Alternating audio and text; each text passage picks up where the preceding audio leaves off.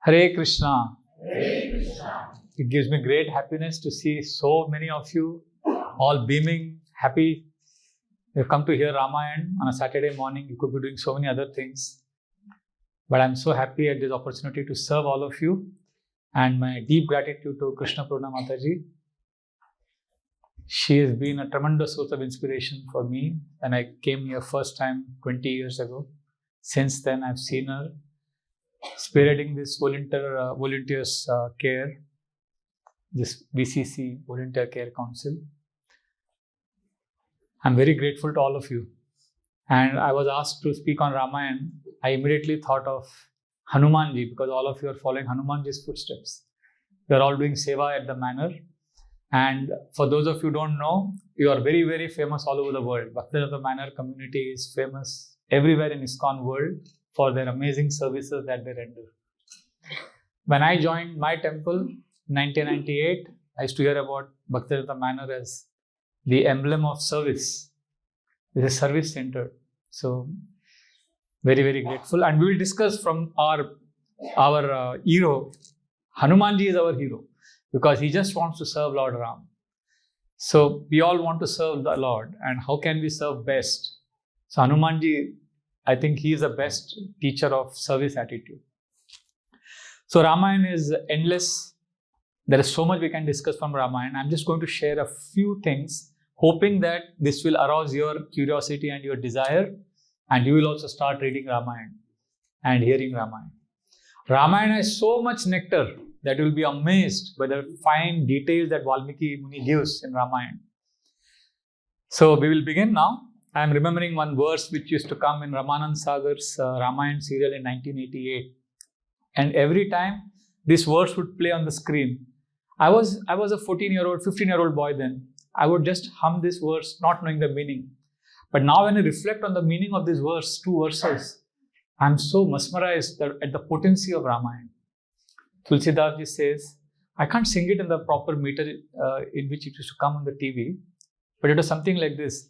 Sita Ram Charit Ati Pavan, Madhur Saras aur Ati Manu Bhavan.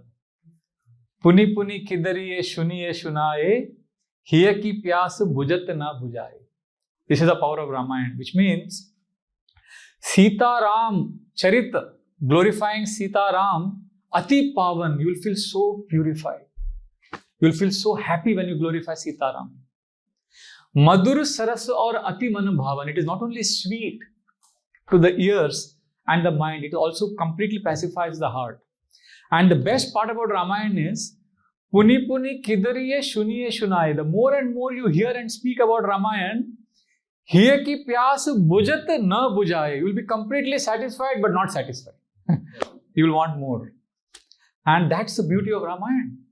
I mean, we all have heard of Ramayan since childhood, but still you came today. You know that there is something in Ramayan which is very attractive, and regardless of who is speaking. Ramayan is so powerful. Ramayan is so amazing and enchanting.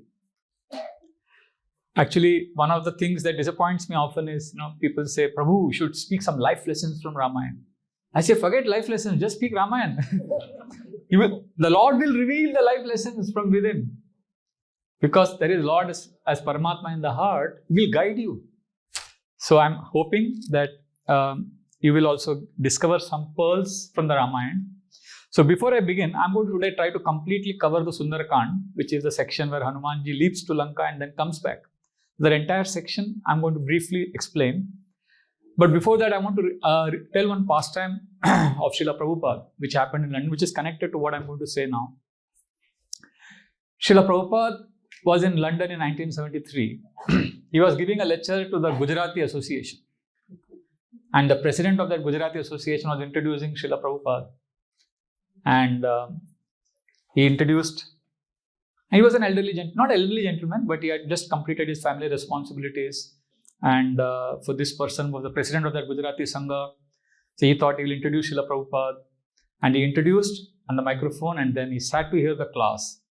And Srila Prabhupada began the class by saying, when we meet our friends and acquaintances, we ask them, how are you? This is how we usually begin our conversation. But a spiritually interested person, he will begin a conversation by asking, How is your attempt going on to conquer the process of life and death?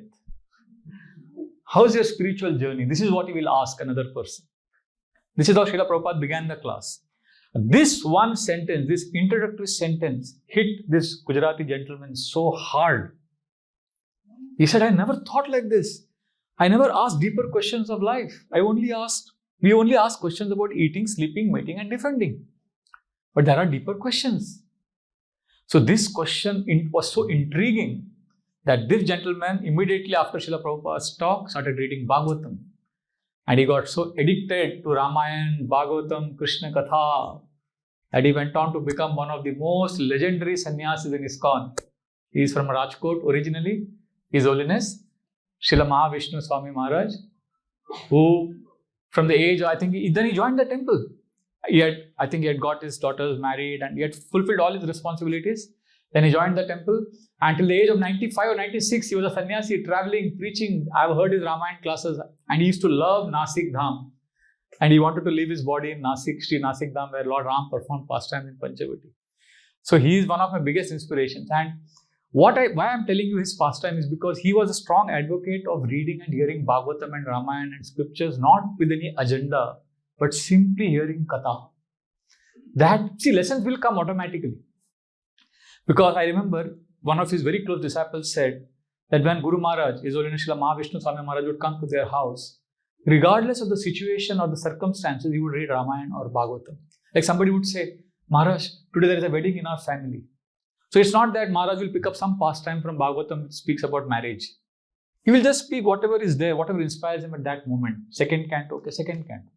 If there is a death, if there is an untimely death in the family, it's not that he'll pick up Chitraketu Maharaj's pastime and speak because that speaks about untimely death. No, he will speak whatever, maybe fifth canto, the hellish planets, maybe Ajamil pastime.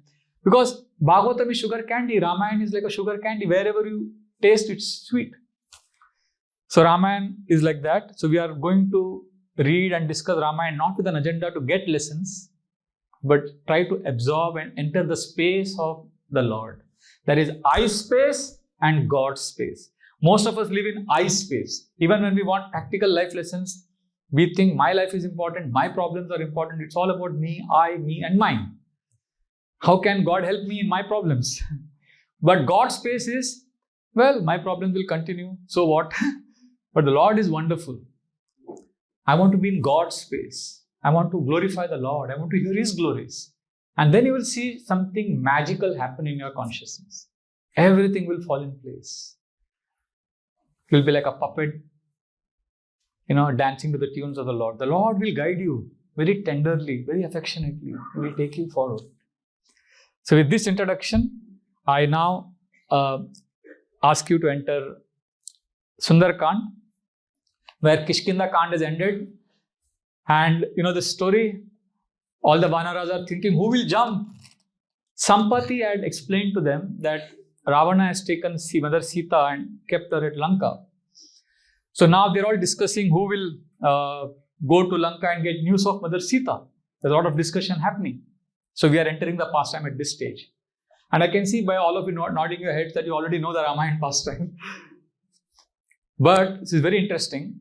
At this point of time, who will go to Lanka to get news of Mother Sita? So we know who went eventually, Hanumanji. We are going to discuss 8 obstacles. I didn't want to give life lessons, but I was tempted. There are 8 obstacles that Hanumanji faces. So all of you are part of the voluntary care team, volunteers. You are serving in Janmashtami and so many other festivals here. So while serving, we also may one or more of these 8 obstacles. So let us see what are the 8 obstacles that Hanumanji faced. Now, when they are discussing who will go to Lanka, different soldiers, different Vanaras, they say, I can jump 20 miles. Somebody says, I can jump 40. See, they all want to serve Lord Ram. At the same time, they are so authentic. They are so honest about their abilities. Sometimes in our enthusiasm to serve, we are so disconnected from our abilities and we don't have an awareness and we are not able to accept who we are. We overpromise and underdeliver. Better to be honest and authentic. So Vanaras wanted to serve Lord Ram, but they're honest. I can jump only 40. I can jump only 50. Angada says, I can jump. I can go there, but I'm not sure if I'll come back.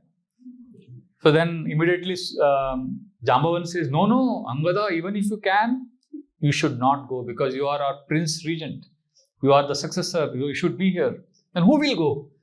Jambavan says, I could have gone, but I am an old bear now. Jambavan is very old. He says, when I was young, I could circumambulate Mother Earth in one jump. I could circumambulate 60 times. That is how powerful I was. Now I am not confident of jumping to Lanka.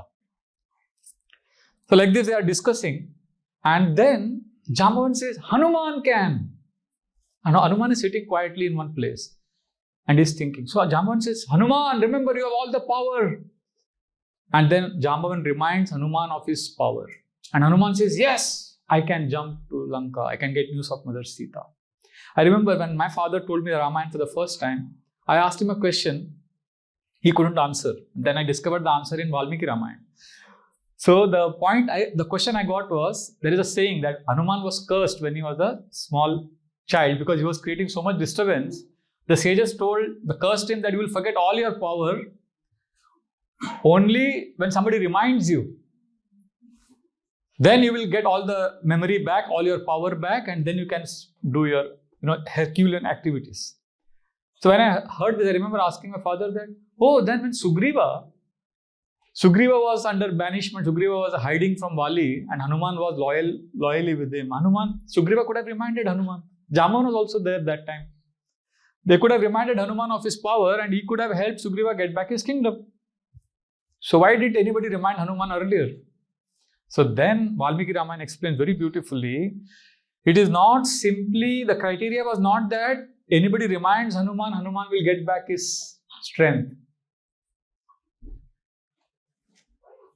You should remind Hanuman of his strength for service of the Lord. When there is service of the Lord, and for that if you remind Hanuman of his strength, then Hanuman's strength will come back. So now this was an opportune moment. This is when Ram's service had to be done. And Jambavan reminded Hanuman, and Hanuman immediately remembered all his strength. And he said, yes, I will now jump to Lanka. I will get news of Mother Sita. And he went to Mahendra mountain, which was close by. He stood on it, and with great force he jumped up. And when he jumped, the whole mountain shook. All the trees started shaking. All the small animals started falling here and there. And that was a great leap. And all the animals, it is explained in the Ramayan, all the small animals on the mountain, even animals like lions, they all wanted to jump with Hanuman. They wanted to go with him to Lanka. They all wanted to be part of this mission to rescue Mother Sita. Just like, from our village somewhere, when I was growing up, somebody got into the Indian cricket team. So there was so much excitement. Our man, we all have a sense of identity. Hamara koi aadmi gaya. So when Hanuman is jumping, they all felt he is our person, he's our man. He's jumping for Lord's service. We also want to be part of it. So everybody was excited. So Hanuman, and when he jumped, the whole mountain shook. All the animals, trees were thrown here and there. Actually, when somebody amongst us who is like Hanuman, I've seen in ISKCON being in the ashram for 25 years. I've seen some brahmacharis are so good in seva. They are like Hanuman. They do such amazing, incredible service. But what happens, like Hanuman jumped and caused so much of tremor. When these devotees do service, so many others get fried out. And there are devotees who say, he's doing so much service, that's okay, but he hurt me like this, he spoke like this, Sometimes I've seen devotees get hurt or they get disturbed by somebody's incredible service. So I tell, and that devotee says, Prabhu, I'm doing so much seva, and instead of appreciating me, they're all getting disturbed. And these devotees are also complaining. So I tell them, see, this is Hanumanji doing seva. When Hanumanji is jumping, all the birds, animals, everyone are shaken. So you are getting shaken, so that's natural. But be happy that he is our man. He is Srila Prabhupada's soldier. He is doing for Krishna. Celebrate that. Don't just think about your inconvenience. So this is very, very important. So now Hanuman is jumped and he is now flying to Lanka. The Sundarkand describes that as he started flying, wind god, Vayudev, started giving very soothing wind, cooling. So that Hanuman feels very comfortable and happy. So as he started flying, Hanuman gave a big smile. There are 3 reasons why Hanuman smiled as he is flying for the mission. Any guesses? What could be the reasons Hanuman is smiling? Why should Hanuman smile as he is flying to Lanka? Any answer? What could be the reason why Hanuman is smiling? Yes. Yes, he is happy that he's got a very special service, something very dear to the Lord. That's one reason. But the 3 reasons I have listed down from the Ramayan is little different. This is also right, but I'm looking for those 3. Anybody can guess those 3 reasons where Hanuman is smiling? Yes, Prabhu. It was a stadium view, pavilion view. That's a nice answer. Anything else? Why Hanuman is so excited and smiling? He's going to see Mother Sita. He's going to serve Lord Ram. All of this is correct answer. There's some interesting answers given. He smiled because he was going through what? He was flying over what? Ocean. He looked at the ocean and he kept smiling. He said, what is this ocean? By Lord Ram's mercy, I'm able to fly across this ocean. But what is this ocean? By remembering Lord Ram, one can easily cross over the ocean of material birth and death. Samsara Sagar, the ocean of suffering, one can easily cross over. What is this tiny ocean? Thinking like this, he started smiling. And this is actually beautifully explained in the Bhagavatam also. Sama Shritaye Padapallavaplavam Mahat Padam Punya Yasho Murare Bhavambudir Vatsa Padam Param Padam Padam Padam Yad Vipadham Natesham. That Mahat Padam Punya Yasho Murare, when we hold on to the Lord's lotus feet, which means when we close our eyes, if we can remember the Lord's beautiful reddish lotus feet with Tulsi, if you can remember the Lord's lotus feet, Bhavaambudir Vatsa Padam Param Padam, this ocean of material existence becomes as tiny as the water contained in the hoof print of a calf, a small puddle of water. The ocean of material existence becomes so tiny. Padam Padam Yad Vipadham Natesham. Otherwise, in this material world, at every step there is danger. Padam Padam Yad Vipadham. But by the Lord's mercy, this entire ocean of material existence can become very tiny. This is one reason why he smiled. Second reason he was smiling because he was remembering his first meeting with Lord Ram.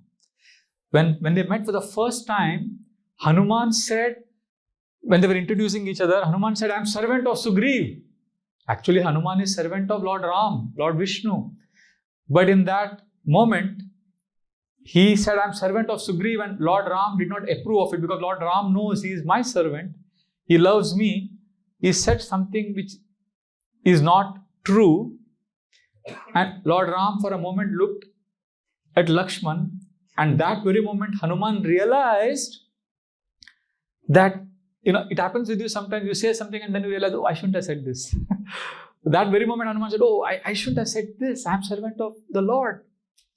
But he had already said it. I am servant of Sugriv.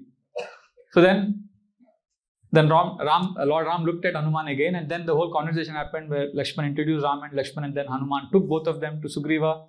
And there what happened? When Sugriva, there's another story for another day. Sugriva is an amazing personality. But Sugriva, in his over-exuberance, he was shaking hands he should have fallen at the feet of Lord Ram, but he shook hands with Ram, saying that, yes, we are friends now. And Hanuman, look at Hanuman's loyalty to Sugriv. Sugriv's IQ was not so good compared to Hanuman. Hanuman was very intelligent, sensitive, conscientious. And Sugriv was little less intelligent. And Sugriv's father is Suryadev. Suryadev trained Hanuman in a lot of Vedic knowledge. So as Guru Dakshina, he told Hanuman, you are so good. Please be kind to my son. Don't leave him. So Hanuman, all the more capable, he agreed to be servant of Sugriv, who was less qualified. In this world, we all like to be servant, but we like to be servant of someone superior to us. We don't want to be a servant of someone who is inferior to us. But look at Hanuman's sincerity. As a service to his Guru, He was willing to be the servant of someone who was inferior to him, who would make many gaffes, many stupid things he would say or do. But Hanuman was loyal. He was servant of his guru, and he also served Sugriv very sincerely. So in this awkward situation where Hanuman is not happy at what Sugriv is doing, he's treating Ram like an equal. But he can't say anything because he's a servant of Sugriv. And already he has goofed up by telling Lord Ram that I am Sugriv's servant. So at that moment, Sugriva, he offers Lord Ram a seat to sit. And Sugriva sits next to him. And he has ignored Lakshman, who is Adi Guru, who is the original spiritual master. And Hanuman sees Lakshman has been ignored. Immediately Hanuman, he sees a bark of a tree, a very special sandalwood kind of bark, and it was very nice. Immediately Hanuman broke it. In an instant he brought it and kept it next to Lord Ram. And he made an asan and he asked Lakshmanji to sit there. And when he did that, Lord Ram gave a big smile and he nodded his head and he looked at Hanuman and he approved. And Hanuman felt forgiven for what he had spoken earlier. And their relationship was again reconnected. So that, like this, Hanuman was remembering that first meeting with Lord Ram. And he felt now, Lord Ram is trusting me so much with such an important service and important mission. So he felt very excited. That's the second reason why he was smiling. Third reason is very interesting why he smiled. Because he started remembering the conversation, the last conversation he had with Lord Ram when he was leaving to find Mother Sita. Sugriva was giving orders to all his generals. Go in the north, west, south, east. He was telling Sushena, Vanita, Angada, and he was telling all of them, okay, you go to this direction. When you go there, you will see this mountain, then you will see this forest. There you can do this. So like that, he was giving instructions to all the Vanara soldiers. And Hanuman was next to Sugriva and he was hearing. And then Lord Ram said, Sugriva, amazing. You have such an incredible memory. You know the whole planet Earth. You seem to know where is which mountain and which country. How do you know all of this? You are like walking, talking GPS. To the whole map.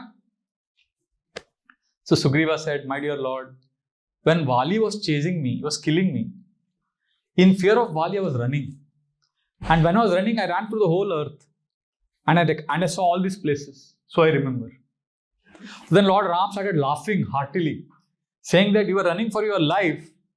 And that time you were wondering, you were trying to save your life and you were so scared of death. But that traumatic experience for you is now coming handy. So when we go through suffering, we don't, at that moment we may think, oh, I'm going through so much pain. But after some time, we don't know at what situation that will come, that will be very helpful. So Hanuman was remembering this conversation that Sugriva, how he was struggling for his life, but that is now come handy. So he was smiling like that. So now Hanuman is jumping to Lanka, and the first obstacle he faces is the ocean. There is a god who controls the ocean. The ocean god was helped by Sagar Maharaj. There was a time when the oceans were all dry. Agastya Rishi had dried up the ocean. So that time Sagar Maharaj had helped the ocean. He had helped get all the water back. And in his line, amongst his descendants is Lord Ram. So the ocean god, out of gratitude for Sagar Maharaj, wanted to offer some help to Hanuman. Also, there was a mountain in that ocean called Mainaka. And that mountain was, earlier there was a time when the mountains had wings, they could fly. So Indra, there is a long story, Indra had cut the wings of the mountains. And one mountain was hiding, and Vayudev had given him shelter, Mainaka mountain. So Vayudev is father of Hanuman. So Mainaka was feeling a lot of gratitude to Vayudev, wind god. And he said, let me express my gratitude to wind god by offering some service to his son Hanuman. The ocean god wanted to express gratitude to Sagar Maharaj by offering some service for the cause of Lord Ram by assisting Hanuman. So like that, both of them, they came together, and Mainaka mountain was under the ocean. It came up so that Hanuman can pause and take some rest and be comfortable for some time, and then again continue his journey. So, see, this is a wonderful expression of gratitude. Gratitude being expressed by service to his descendant. So gratitude is an integral part of Ramayana. There are many examples of gratitude. The one example I'll tell here, because this is in the context. Mother Sita, during the Rajyabhishek, when Lord Ram was being coronated, and everybody was celebrating, there were a lot of festivities going on, and the gulal, the red flowers, beautiful rose petals, they were all being hurled, and there was a great festivity going on. Everybody was smiling, happy, and Mother Sita started crying profusely. Lord Ram looked at her and said, "Why are you crying now? What has happened?" And she said, Mother Sita said, "As I'm seeing all these beautiful red petals flying, I'm remembering Jatayu's sacrifice. I'm remembering how he gave up his life for me. I'm remembering how when Ravana hit Jatayu's wings, the blood was gushing out like this." So she expressed her profuse gratitude. Even in that moment of great joy, she didn't forget the love and dedication and sacrifice shown by Jatayu. So like this, Ramayana is filled with examples of gratitude. So now Mainaka and the ocean god appear before Hanuman. Hanuman sees this huge mountain suddenly coming in front of him. Hanuman is ready to punch the mountain. He thinks it's an obstacle. He's about to bash up that mountain, and suddenly ocean god appears. He says, "Hanuman!" And Mainaka, the form of the mountain, comes up and says, "Oh Hanuman, we want to serve you. Please take some rest. You are on a very important mission. You need some rest. Be strong." So Hanuman, he folds his palms. He touches the mountain. He says, "I accept your service," but he declined to take rest. He says, "I cannot afford to relax now. Till the mission is complete, I cannot. I accept the facilities you are giving me, but right now, till this service is complete, I cannot take this facility. Because this will distract me from my service." So the first obstacle we all can face is complacency or distraction. When we are doing some important service, whether you're a student, whether you're working, sometimes some complacency can creep in, which can distract us from our service. And especially I've seen as a monk living in the ashram, when I was a new bhakta, we hardly had any facilities, doing a lot of service whole day. But as we get older, we start getting some facilities. And we get these facilities, why? So that we can serve better. Why do we get these facilities? So that we can take shelter of Krishna better. But how the mind tricks us. When we get facilities to take shelter of Krishna, we land up taking shelter of the facilities. I'll repeat. When we get facilities to take shelter of Krishna, we'll end up taking shelter of the facilities. And if I don't have some facility, then I get disturbed. But that time I asked myself, why did I get this in the first place? So it's easy to get distracted when you are doing very good service. You know, there is a saying that when you become a devotee or you're serving Krishna, there is a verse in the Puranas which says, all our ancestors start celebrating, they become very happy that one of my descendants is serving Krishna. Nrityanti pitara sarve nrityanti cha pitamaha madvamsha vaishnavo jato sametrata bhavishyati.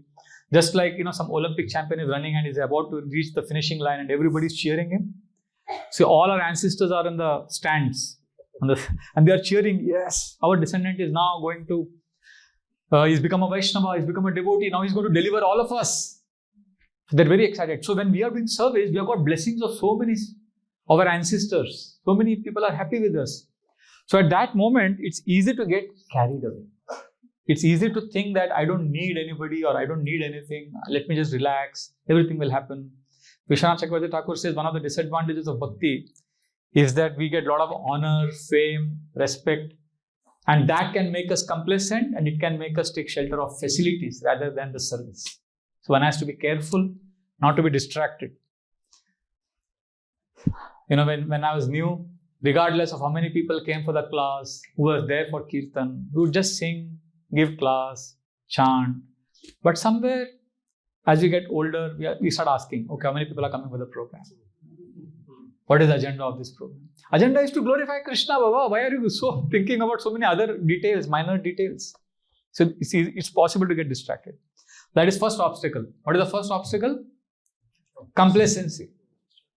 So then but he did not outrightly reject the facility. He accepted the mood. Like sometimes, when I'm on a diet and somebody gets nice sandesh, cakes, I can't eat it. But if I say no, then they get offended. So I touch it, I accept it. Thank you, Prabhu. I accept your sentiment, but I can't eat it. Similarly, Hanuman is saying, I accept your mood, but I need to go. And Hanuman continues flying. Now he faces the second obstacle. Now, the second obstacle is interesting. Indra. All of you know Indra? Right? He's a very, very amazing character in the scriptures who is always creating trouble for Vishwamitra and so many sages. He becomes insecure. Prithu Maharaj. So many examples that Indra creates a problem. Now, in this situation, I want to ask you, Indra also creates an obstacle now. But what do you think? Do you think Indra is happy right now or is he envious? Happy? Yes, all of you agree? He is happy? Yes, he is very happy. Why is very happy? Because this was Indra's desire. He wanted Ravana to be killed. And now that's going to happen. So he is definitely very happy. But he feels, Indra starts thinking, Hanuman is going on a very difficult mission. We should give him some practice. We should give him some test by which he is mentally and physically alert and agile and he can face a lot of obstacles that's going to come. So that in Lanka, he'll be strong. So Indra decides to help Hanuman in a very unique way. He says, Hanuman's success is our success. But for him to be successful in Lanka, he needs to be strong now. He needs to practice now. So he requests Surasa, a very giant personality. She is the mother of all the Nagas, the snakes. She tells Mother Surasa, please create some obstacle for Hanuman so that he uses his intelligence. Hanuman is very intelligent. So let us give him some practice. So this is interesting. I was thinking, why would Indra do that? And I remember I asked this question, and because I like cricket very much, so that Prabhuji gave a cricket example to make me understand. Because when we were young, we used to go to this Mumbai. I grew up in Mumbai. So before any big cricket series or some tournament match in Mumbai, we would go to this place where these cricket players would practice. And we would be happy to assist them. So there is something called a net practice. So we would go and bowl, get the ball, stand in the boundary line, assisting our players who are going to play for our team.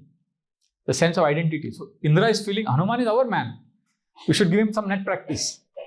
We should give him some experience of what's going to come in Lanka. Because in Lanka, you will see later on, Hanuman has to use his intelligence and he has to have a lot of presence of mind. So Mother Surasa, she creates an interesting obstacle. What does she do? She comes up and she opens her mouth. She says, oh monkey, you cannot cross me. I have a benediction that whoever comes in front of me has to enter my mouth. Nobody can cross over me. So then Hanumanji folds his palms. He says, Mother Surasa, you are so nice. Please know I am serving Lord Ram. This is an important service. Let me complete my service. Then I promise you I'll come after my service and I'll enter your mouth. She says, no. Brahmaji has blessed me. You cannot. You have to enter my mouth. So he says, Hanuman says, but how can I enter your mouth? Well, Hanuman makes himself big. And Surasa's mouth appears very small. See, I am so big, I cannot enter your mouth. Mother Surasa says, you haven't seen my power. So she makes her mouth even bigger. So Hanuman initially grows up to be 4 miles long. So Surasa sees, oh, it's so huge. So Surasa makes her mouth 8 miles. She says, now you can enter my mouth. So Hanuman says, no, but your 8 miles big mouth is very small for me. And Hanuman makes himself 16 miles long. So she makes herself 32. Then Hanuman makes himself 64. Then she makes herself 128. Then he makes himself 256. And then she makes, I don't know the maths after that. So she makes her mouth very big. And Hanuman is bigger. And then at one point of time, when her mouth is very big, Hanumanji, what he does, he suddenly shrinks himself, very tiny. He enters her mouth and goes directly to her throat and does thoda kujli there. He does, what is that called? Scratches her throat. Thoda hi aisa usko scratch karte hain.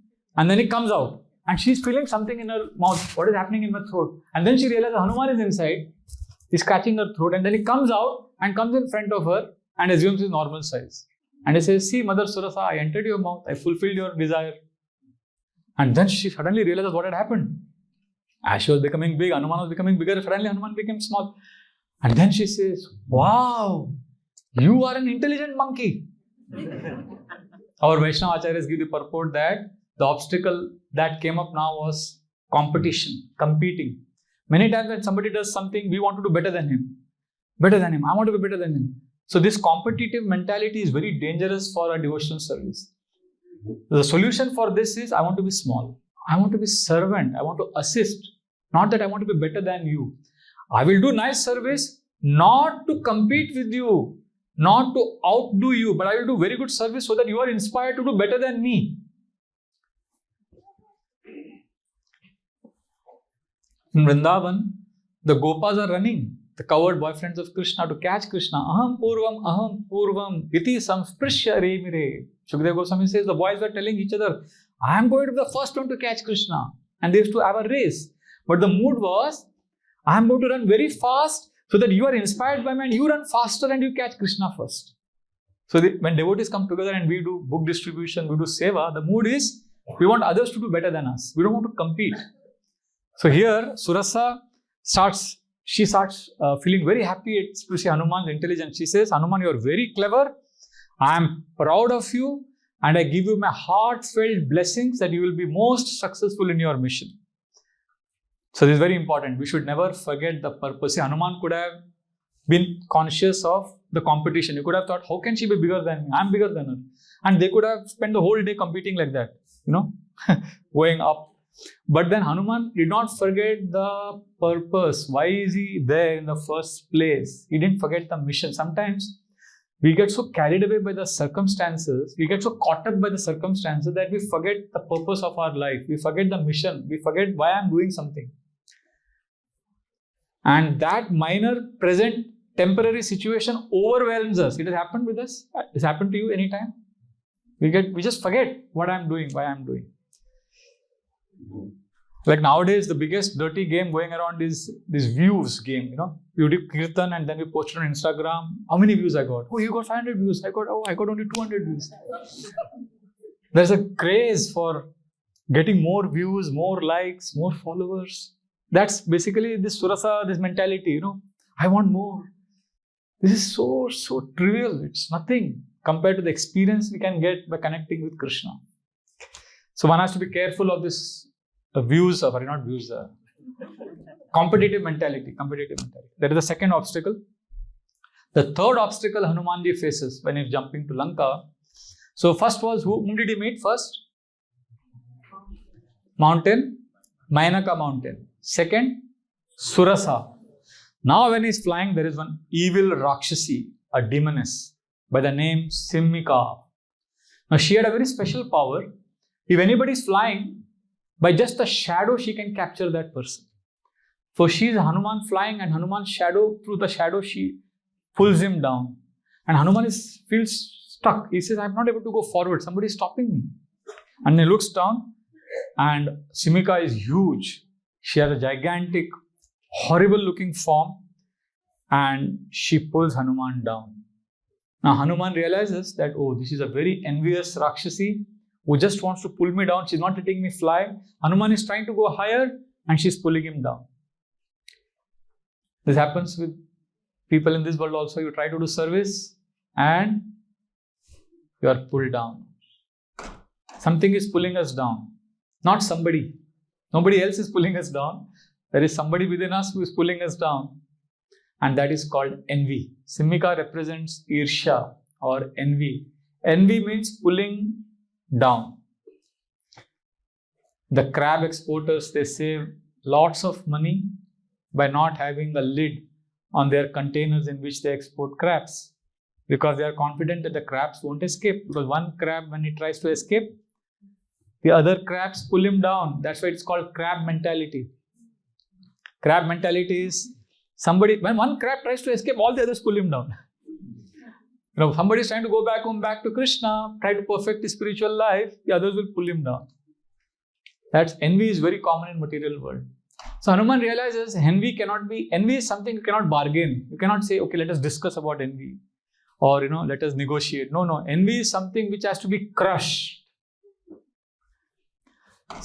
Anger can be used in Krishna's service. Even greed can be used in Krishna's service. But envy is something which has to be crushed. It cannot be used. So Hanuman realized Sinhika is very dangerous and she is a very big obstacle. So no point talking to her, convincing her, requesting her to let me go. So Hanuman decided the only way to handle envy is to attack. So Hanuman, what he does? He comes flying down straight to her mouth. So she thinks she is going to eat up Hanuman. But when she opens her mouth, Hanuman goes right inside her mouth. He goes straight below her throat, goes to her chest, goes to her heart. And there he becomes huge in size and he rips apart her body and he comes out of her body. And she is dead. This is how we destroy envy. We have to, like a gardener who removes the weeds in the garden, we have to pluck out envious tendencies from our heart by performing tapasya, by doing austerities, by taking up responsibilities, doing services. So envy, we cannot go ahead in bhakti unless we learn to deal with envy. And please don't think how many people are envious of you.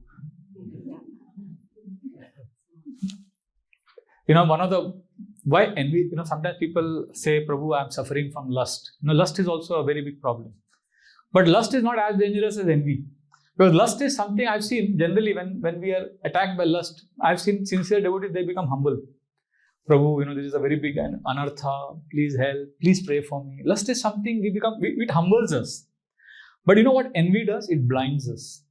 Envy makes you feel others are envious of me. Envy makes you feel that, in the Bhagavatam, there's an amazing section. Daksha Prajapati story. Daksha is father of Sati. And in that assembly, Lord Shiva is sitting. Daksha starts hurling horrible abuses at Lord Shiva. But before he abuses Shiva, you know what he says? He tells all the assembly, all of you, please listen to me carefully. What I'm going to speak now, nacha agyanam, nacha matsara. What I'm going to speak now is not out of ignorance or envy. And then he starts expressing his envy. It's an amazing verse. When I read it for the first time, I was shocked. He's actually saying, I'm not envious, so I'm going to say this. What I'm going to say? I can't even repeat it here. He says very horrible things about Lord Shiva, which is a clear sign that he's envious. But this is what envy does. When I'm envious, I feel I'm not envious. So therefore, we have to work hard in our devotional service and pluck it out of our heart like a gardener removes the weeds.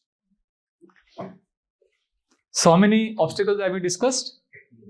3. The first obstacle was represented by whom? Who was the person who showed us this obstacle? Mainaka mountain. Second obstacle?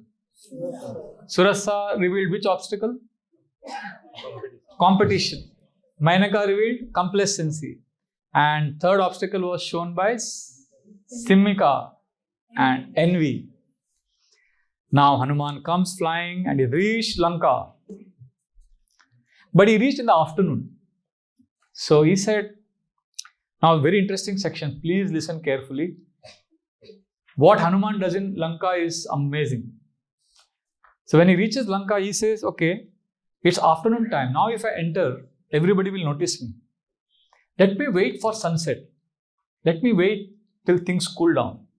Meanwhile, I have a few hours left for sunset. So there is a forest there before. There is a forest, there is a mountain, there is a forest, there is a mountain, and then there is again a forest, and there is a huge gate, which is where the immigration officer. What's her name? Lankini. She's there checking your visa. So he looks at the whole thing, and there's a Trikuta mountain. He says, let me climb this mountain and get a good view of the Lanka city. So Hanumanji climbs, and from there he sees the whole whole city and he gets an idea of Ravana's palace and quietly observes the Lanka, and he's very sharp. Hanuman is very quick to learn, observe. And then finally, he says, now let me enter. Because the sun sets, now it's quiet, it's dark. Because Hanuman's main agenda was he didn't want to create a scene. He wanted to quietly enter, he wanted to sneak in. So when he was entering Lanka quietly, suddenly Lankini is expert. She's been doing that service for many years. So she notices Hanuman. She says, stop! Who are you? Wait! How dare you trespass? Now, this is a very important obstacle coming up. See, Hanuman, till now, for the last few hours, what he was very quiet. He was trying to keep a low profile. He didn't want anybody to notice him. You know, when you are generally very meek, quiet, self-effacing, humble, not wanting to be seen by others, sometimes this caution makes us overcautious and we become diffident. You know what is diffidence? You know what is confident? Opposite of confident is diffident. Diffident means nobody should. No, basically you are not confident of what you are doing. And when you are very quiet, unassuming, not wanting to create a scene, it's easy to slip into a position where you become over diplomatic, quiet. So Hanuman could have easily slipped into diffidence because he doesn't want to be noticed. But when Lankini apprehends him, suddenly Hanumanji changes. What Hanuman should have done when Lankini stopped him? If he was in that mood of being very cautious, Hanuman could have given some excuse or ran away, or he could have retreated, or he could have just avoided. That's what. See, generally when we are cautious, we try to avoid conflicts.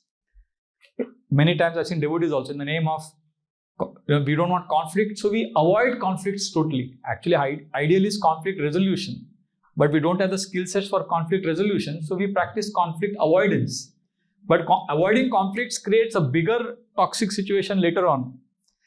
Similarly, Hanumanji, because he's trying to avoid conflicts and be very cautious, he could have easily created a bigger problem later on. But what he realized now, that okay, this is not time for diplomacy or avoiding situation. I can't be diffident just because I'm overcautious. And she's caught me now. Hanuman cannot escape. Whatever Hanuman does, it will show on Lankini's system. She's made a note of somebody is trying to enter a monkey form. So she noticed it. So Hanuman cannot now be diplomatic. He's been caught. So you can't be diffident now. Now you have to be honest. So when Lankini stopped him and asked, who are you? How dare you enter Lanka? So Hanumanji put his foot down and he confidently confronted Lankini and he said, I won't answer you. Who the hell are you? So Hanumanji gave it back to her. He refused to answer first. And how dare you stop me? This was Hanuman's response. See, this is a very bold statement. Initially, he wanted to enter Lanka quietly, but when confronted, he won't hesitate. He wants to enter with a bang. Our Prime Minister in India says, "Hum ghuskar marenge." We will not be hesitant when we are confronted. Now, sometimes in the name of being very kind, quiet, peaceful, we become diffident. And that's how culturally also India suffered for many, many years because of lack of assertiveness. We think assertiveness is aggressiveness. So diffidence is very dangerous. So Hanumanji, see in the war psychology, please understand, sometimes you have to be quiet. Sometimes you have to be diplomatic. And sometimes you have to be aggressive. You cannot be always quiet. You cannot be always diplomatic. Because simple logic, Hanuman knew that if he now doesn't confront her anyways, she is seen. An alarm will be raised. The news will go in Lanka that somebody very creepy, something has happened, somebody has entered Lanka. So now no point denying or beating around the bush. Now she knows, I've been caught. So let's just be brave. Let her know. Let them know that I am on a mission. Srila Prabhupada said devotees should have the heart. What is the famous statement of Prabhupada? He said devotees should be very confident when they are preaching. At the same time, compassionate also. He said devotees should have the courage of a British soldier and the heart of a Bengali mother. Because Srila Prabhupada is from the British era. When I say this example in India, I say Prabhupada said we should have the heart, we should have the courage of an Indian soldier and the heart of a Bengali mother. But original statement was British soldier. So when Lankini, she sees that Hanumanji is actually giving her back. She's shocked. Nobody has ever spoken to her like that. So she instinctively slaps Hanuman. But for Hanuman, it is like a small, flower petal falling. It doesn't feel anything. So Hanuman moves his fist and he closes his fist. He says, I will give it back to you. But you're a woman, so I won't hit you with my full force. But amazing, Hanuman hits her in such a way, he punches right on her face in such a way that, what happens if somebody punches you hard? You will fall back, right? But Hanumanji punches her such a way that she falls in the front. Full Dandavat Pranam she does.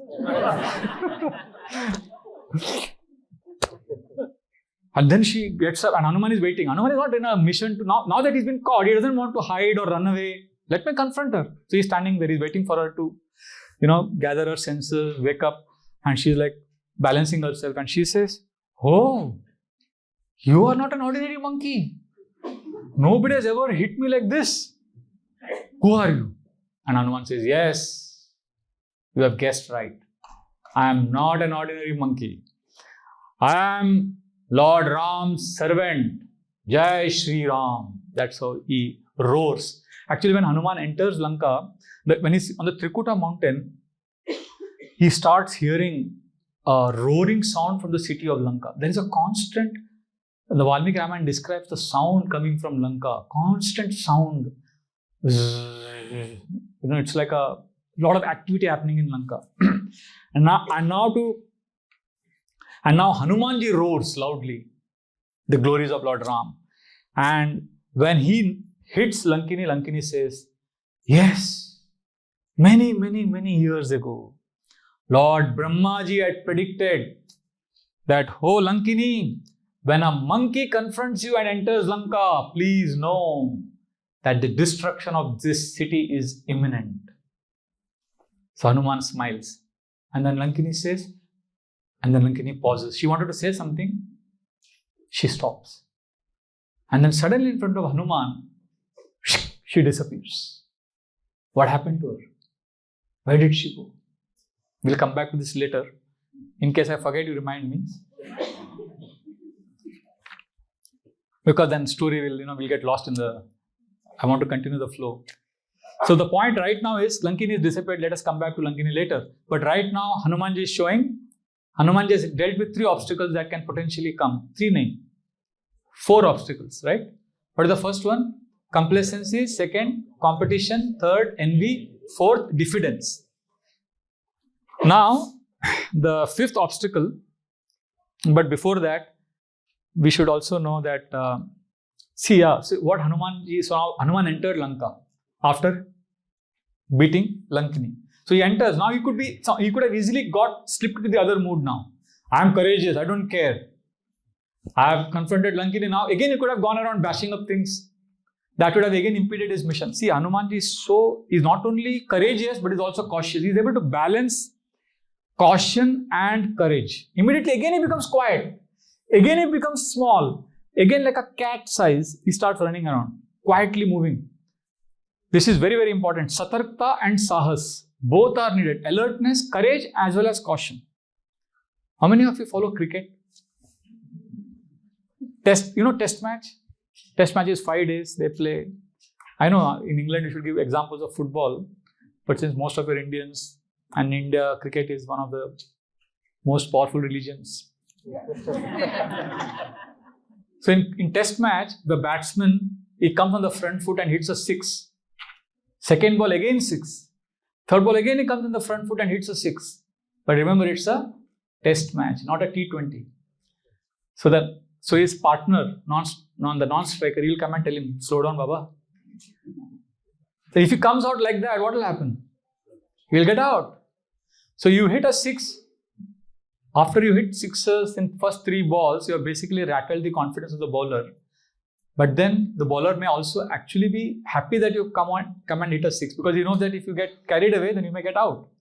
An intelligent batsman will hit 3 sixes, then next 3 balls he will play quietly. You have to be cautious also, not simply courageous. So Hanuman knew that this is a test match going on, this is not a T20. So Hanuman again became quiet. And this was sunset. He started quietly moving about in Lanka. Now, there's very interesting description given of Lanka. This is just for that you know what is Valmiki Ramayan actually like. It describes, now it was dark, but there was no need of street lights in Lanka, because there were these lamp posts, and they didn't have lamps, they had gems, and each house in Lanka, it had a golden archways, and those gold from the houses that would reflect on the gems, and the combined effect would create light, which would light up the road. And the road was not made of asphalt, not damar wala road.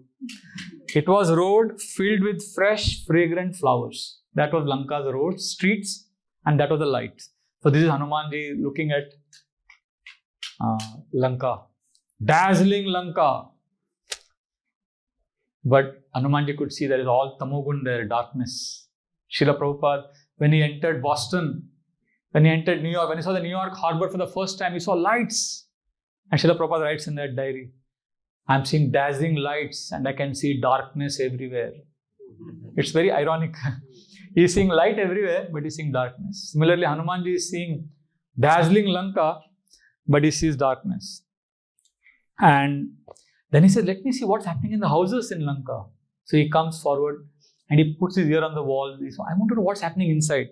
So he heard 3 kinds of sounds from different houses. In some houses, he would put his ear and he would say, oh, there's a lot of laughter going on inside.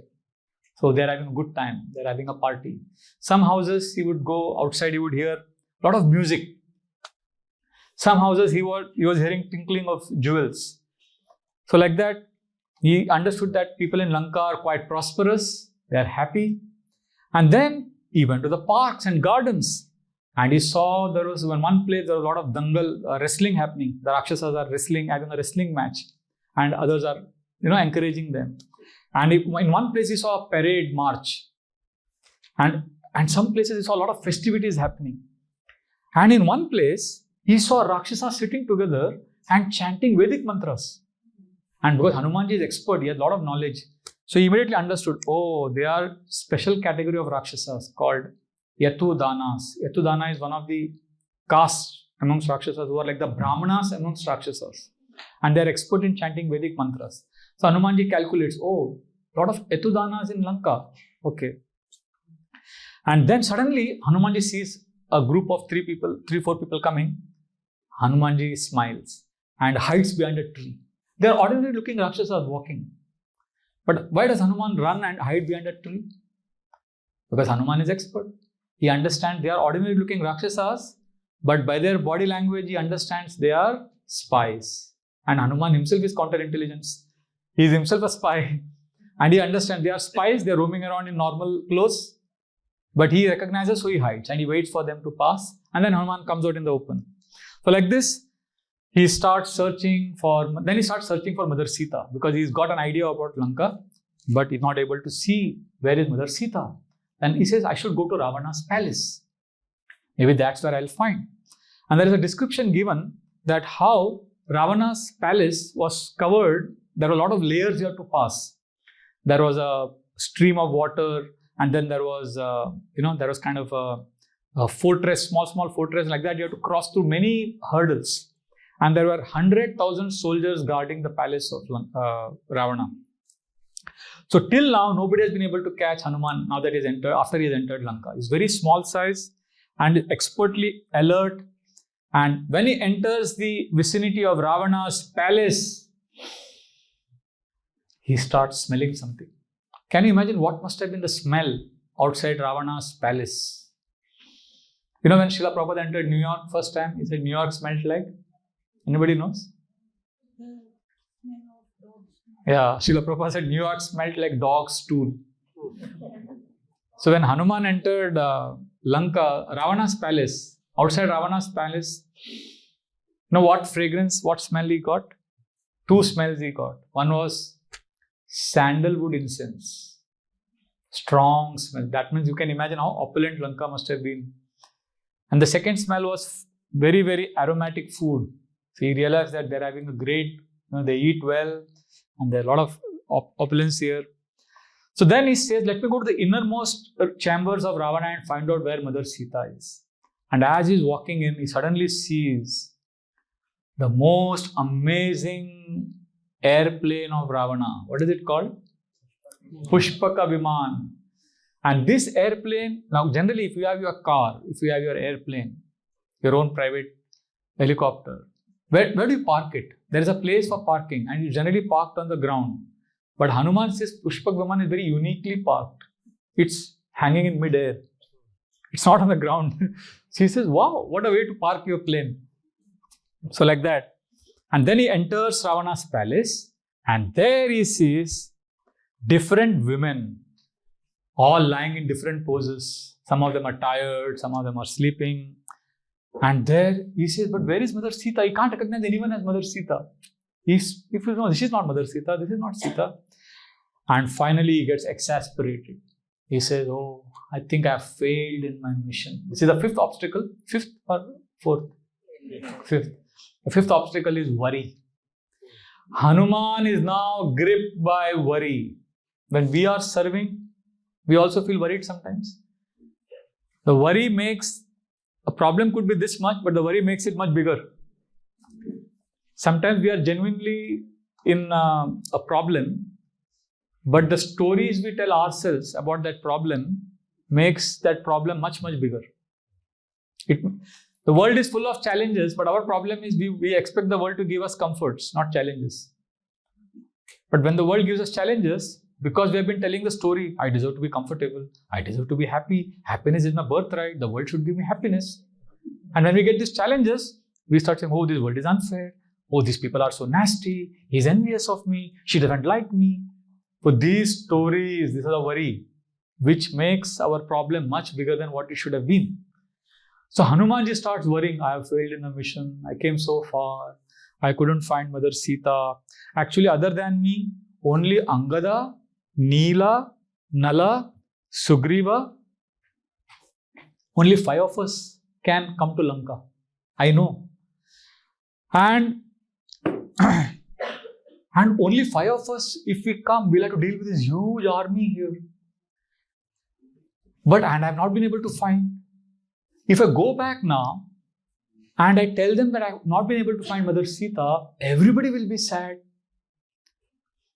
And if I tell them that I did not find Sita, then Ram will commit suicide. And when Ram dies, Lakshman will also commit suicide. And when Ram and Lakshman kill themselves, then in Ayodhya, Bharat will end his life.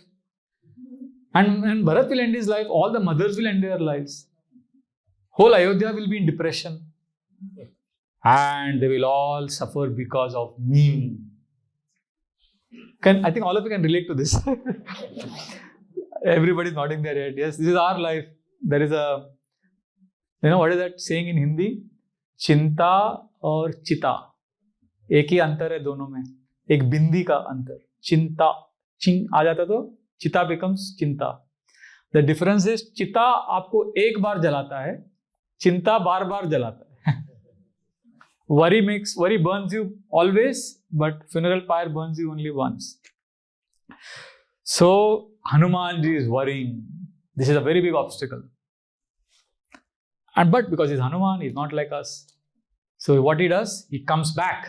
He says, no, I can. He has a very high degree of awareness. Therefore, in another seminar, in another place, we can discuss the principles of awareness. If we have awareness practices like breathing, journaling, prayers. If we have awareness practices, even if we are worried, even if we do mistakes, at least we will be aware of what is going wrong. So Hanumanji, because he's a very evolved person, he is aware that he is worrying. He is able to separate himself from his worry. And immediately he comes out of that. Otherwise, he would have fallen into a quicksand. And when you're in a quicksand, you cannot come out. You need somebody else to help you out. But Hanumanji is able to come out because we generally live in the past and the future. That's why we are always worried. We fear about the future, we worry about the past. We hardly live in the now. What does that say? Past is history, future is mystery. Now is a gift of God. That's why it's called present. It's a present moment living. So Hanumanji is able to overcome that worry. So we also need to overcome our worries. And if you are not able to overcome your worry, then, because we say, how do you overcome worry? By remembering Krishna. But devotees say, Prabhu, I cannot remember Krishna. Okay, then if you cannot remember Krishna, I will teach you something very simple. Just sit down and breathe consciously. I'll ask you a very stupid question. How many of you breathe? Raise your hand, please. How many of you breathe? Okay, now I'll ask you a second. This is not so stupid. This is a very provocative, thought-provoking question. How many of you are aware that you are breathing? Very few hands came up. How many of you breathe? What a question to ask. I am breathing. Are you aware you are breathing? No. But if you become aware, if you become conscious, not always, at least say 5 times a day or 3 times a day, you take a break. Take your phone, smartphone. Instead of checking WhatsApp, take your alarm, put a 3-minute alarm and just sit down, relax. Till the alarm goes off, relax. And when the alarm goes off, you will feel, wow. It's like you've gone to the washroom. When you go to the washroom, you remove all the stuff from your body. But when you do breathing, pranayam, all the kachara from your mind is gone to the washroom. It's gone out. And that will help you remember Krishna better. And that will help tackle worry to a great extent. And actually, I come from a small town in South India where Hanumanji is worshipped as Prana Devaru. Devaru means God. Prana means breath, life. So Hanumanji is the god of, because he is Vayu's son. So when we are breathing normally, consciously, we are getting blessed by Hanuman. And Hanuman is always remembering Ram. So if you become more mindful, then you are attracting the blessings of Hanuman. More conscious, mindful living. So it's very important. Slow down. Breathe. Just breathe.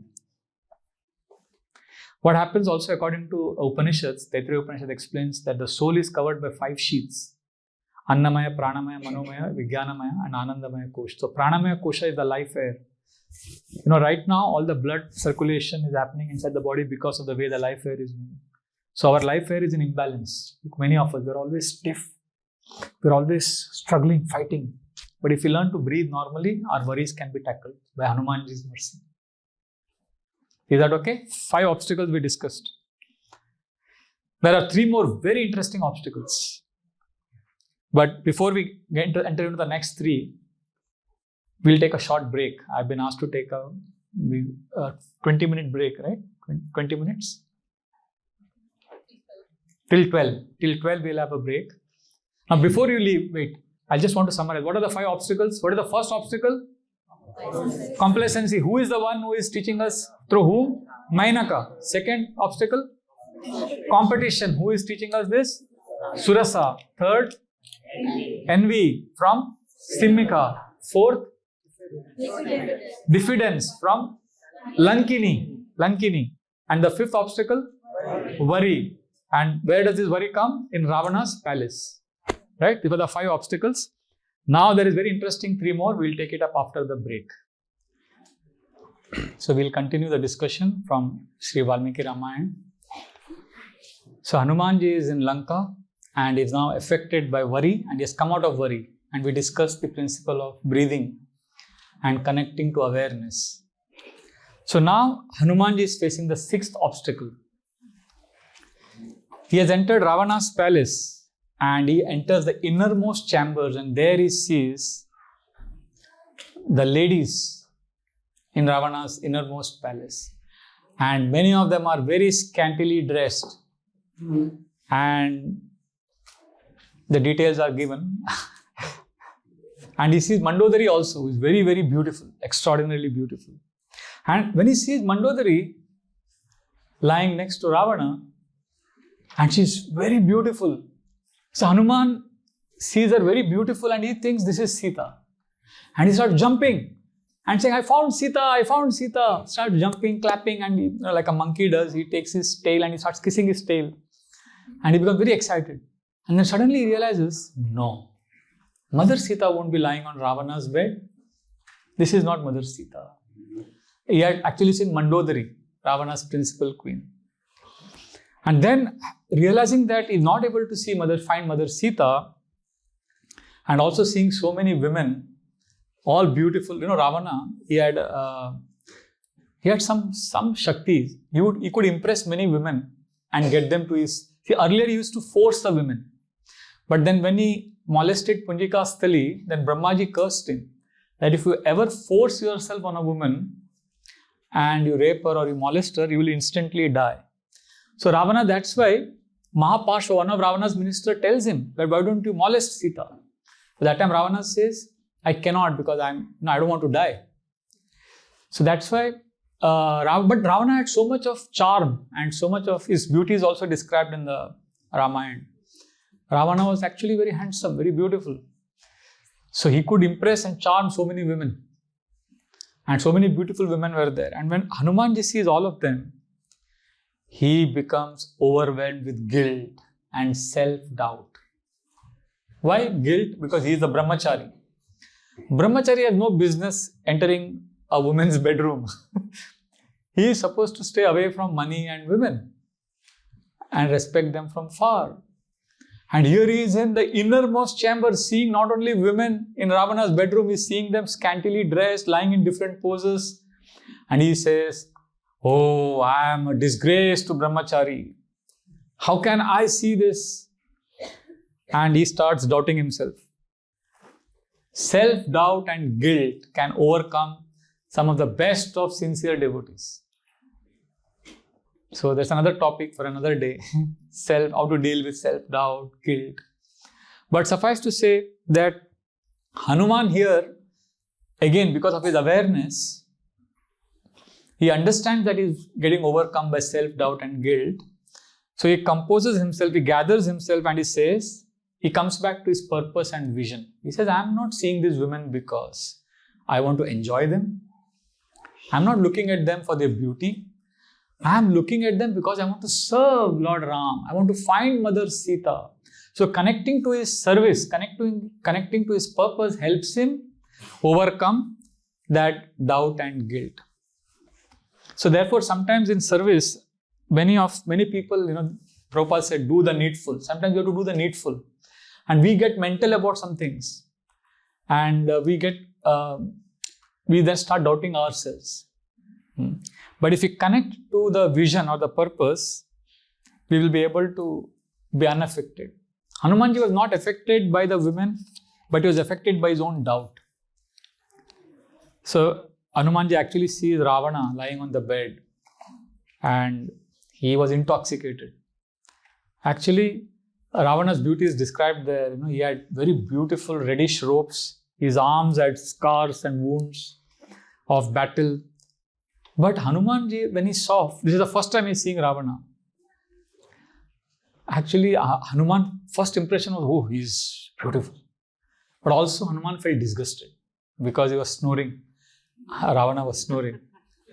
And he realized this is Ravana. And also he realized Sita cannot be anywhere near.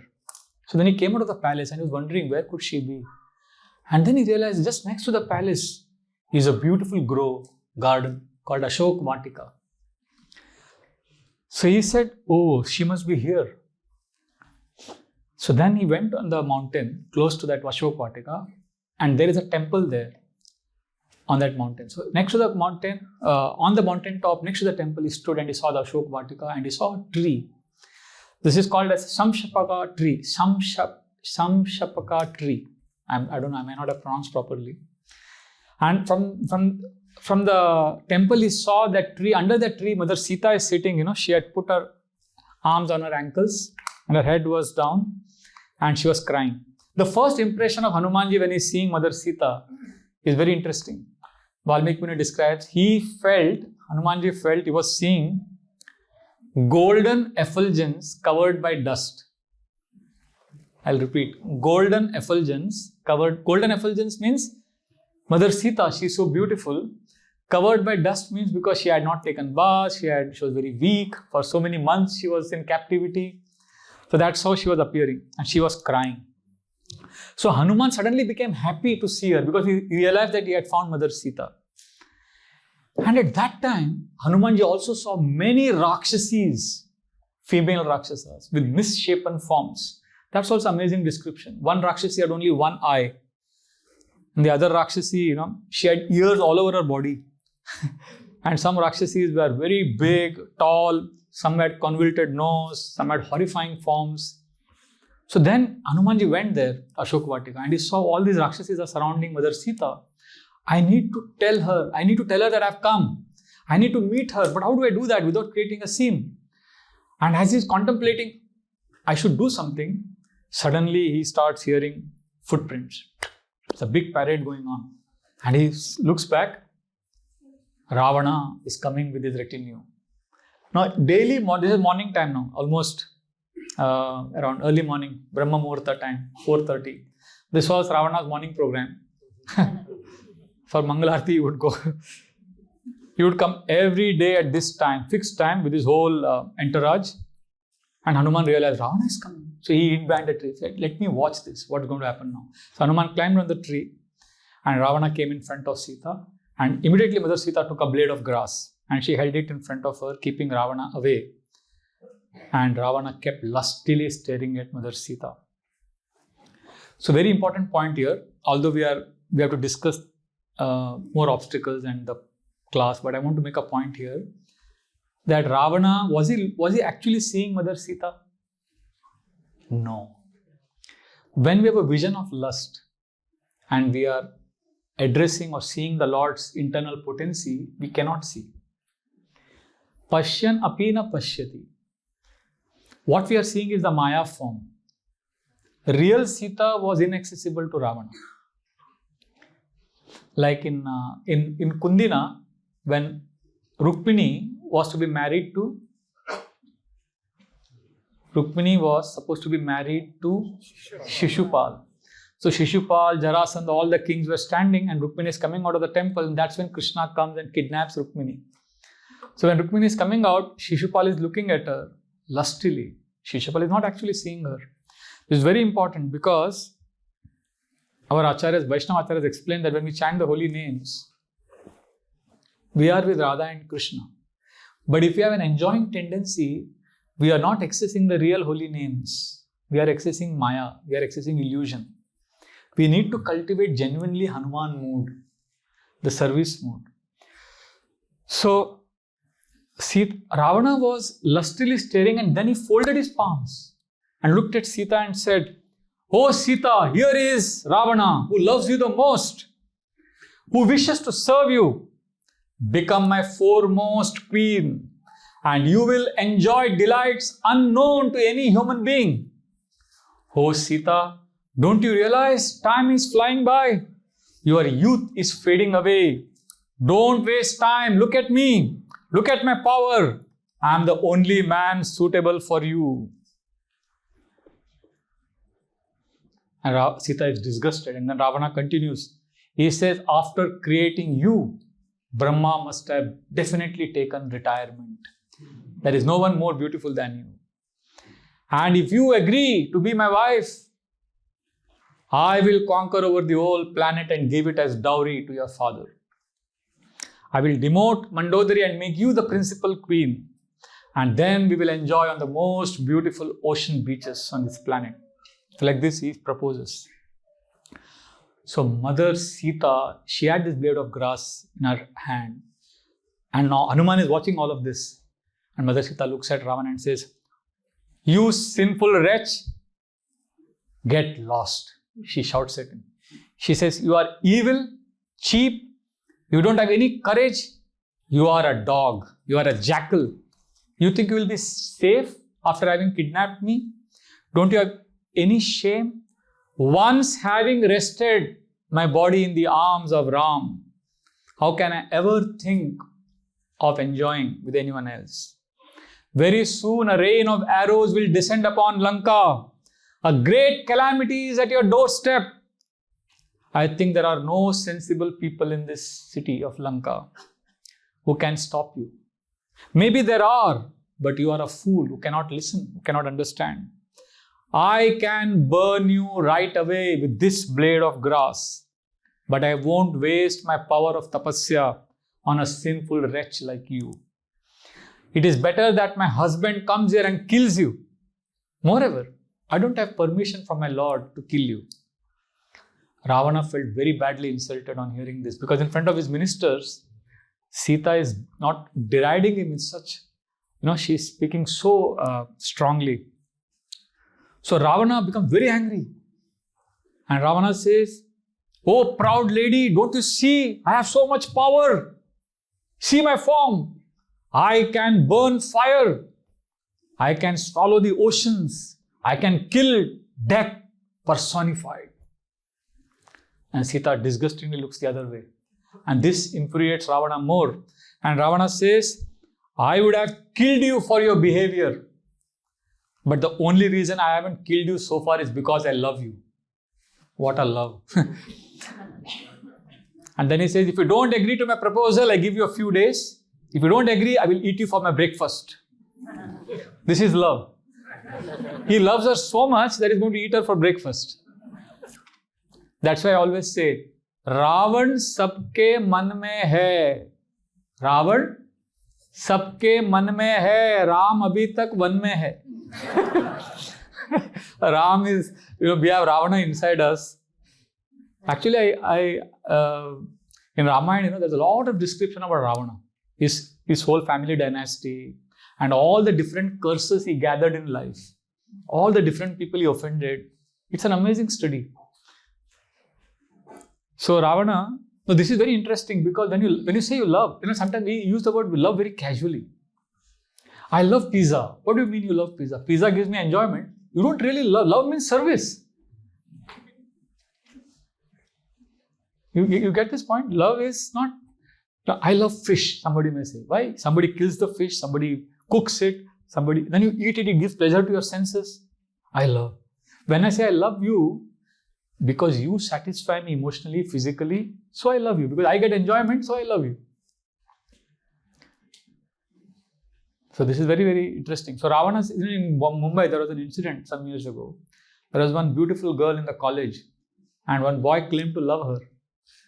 And she repeatedly refused his advances. So he said, "I love you so much." So you know what he did? He threw acid on her face and completely disfigured her face. So if he really loved her, if Ravana really loved Sita, won't he do what she wants? Wouldn't he do something which will make her happy? That's not love, that is lust. Atmendriya priti vancha dara bole Kam. Krishnendriya priti ichha dara bole prem. Prem and Kam is when we want to satisfy the senses of the Lord and the beloved, that is prem. When I want to satisfy my own senses, even though I call it love, that is lust. So Ravana, Ravana's mood is, I will kill you and eat you for breakfast, because you can't be mine, then you should be nobody else's. There was a very old Bollywood song, I don't know, 1950s. Mukesh का गाना है. तुम मुझे नहीं चाहोगी तो कोई बात नहीं, तुम किसी और को चाहोगी तो मुसीबत होगी. The translation is, if you don't love me, it's okay, but you can't love another person. So that's love in this world. So Ravana tells all the rakshasis there, convince this proud lady to marry me. So then Ravana walks away in anger, and Hanuman is watching all of this, and the rakshasis start shouting at Sita. One of them says, I will eat you. Another says, I will pierce your body. Another rakshasa says, I will destroy you. And all the rakshasis are harassing. And Hanumanji is watching all of this, and Hanumanji feels a great impulse to jump down and bash up all the rakshasis. But he controls himself. This is the seventh obstacle, impulsive. Sometimes, we have a very myopic vision. we feel right now what I feel like I should do it. But if Hanuman had done what if he had just jumped down and bashed up all the rakshasis, what do you think would have gone wrong?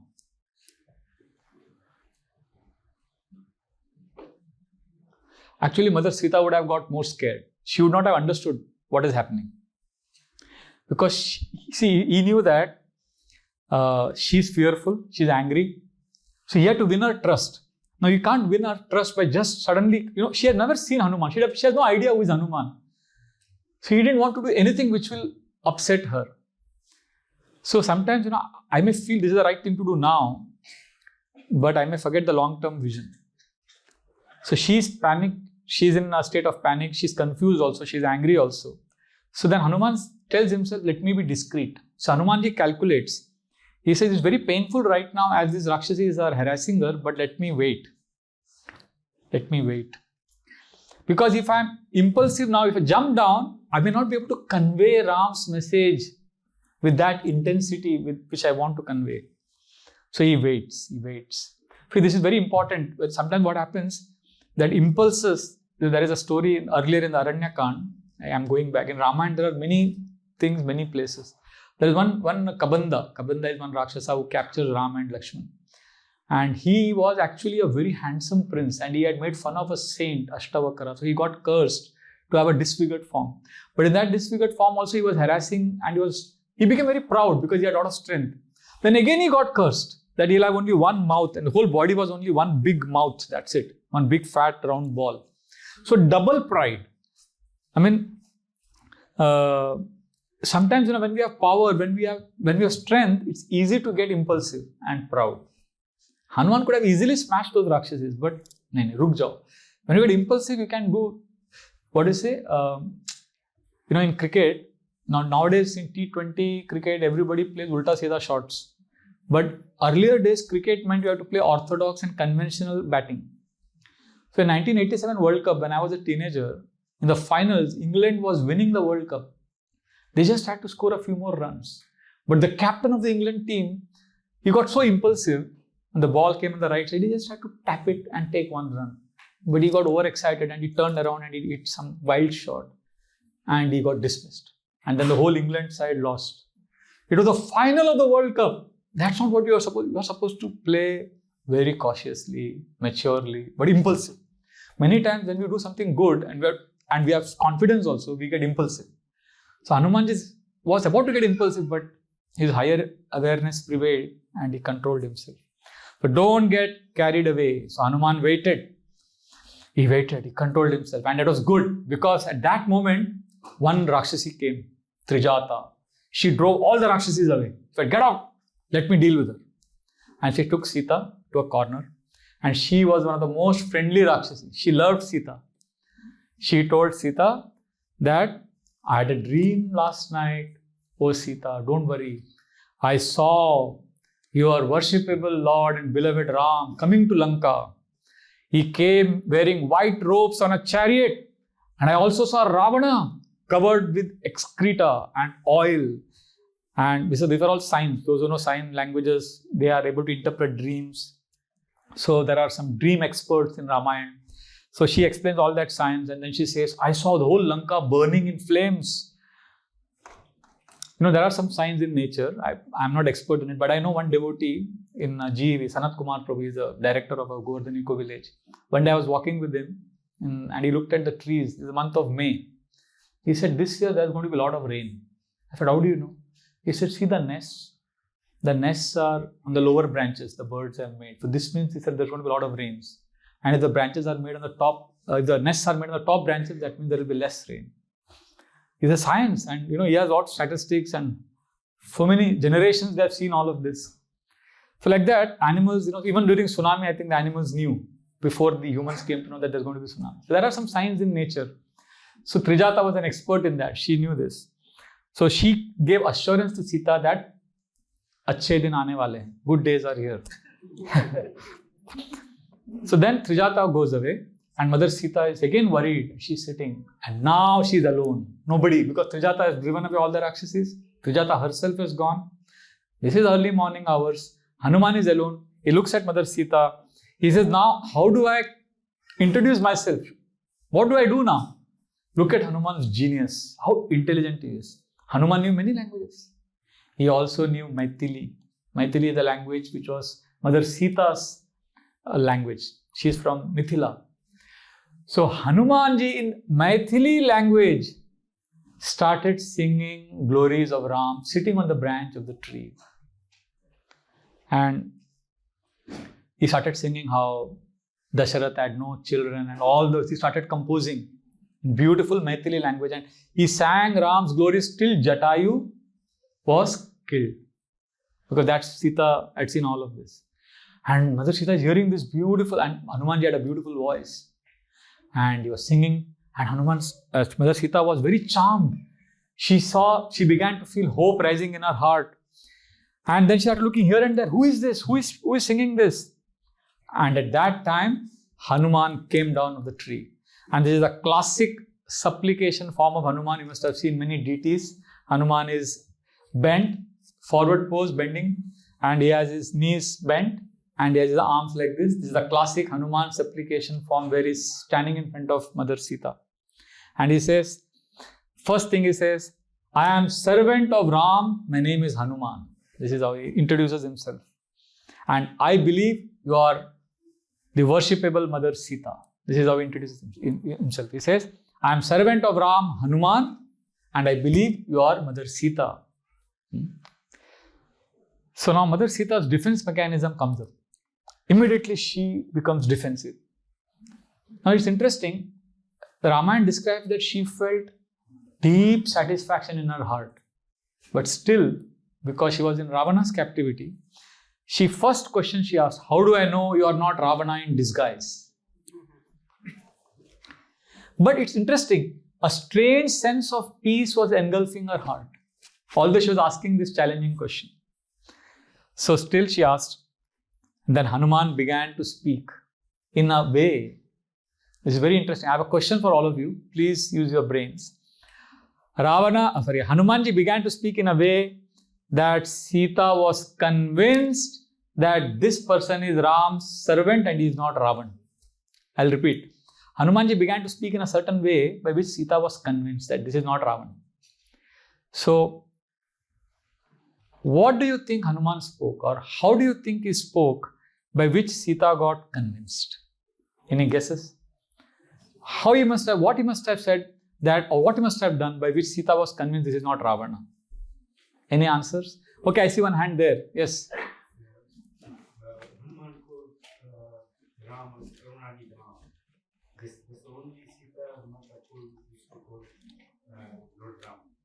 Karuna Nidhan. Beautiful name of Lord Ram. Yes. Beautiful answer. Anything else? Yes. His vision was down. He was not looking in Mother Sita's eyes as if respectful. She was looking towards the feet. And Ravana was staring lustily. So Hanumanji's body language itself convinced her. That's a beautiful answer. Yes. I see a hand there. Yes. By accepting that is the servant of Lord Rama, Hanumanji tried to convey you. By presenting himself as servant of Ram, he convinced Mother Sita. Okay, that's the right answer. Yes.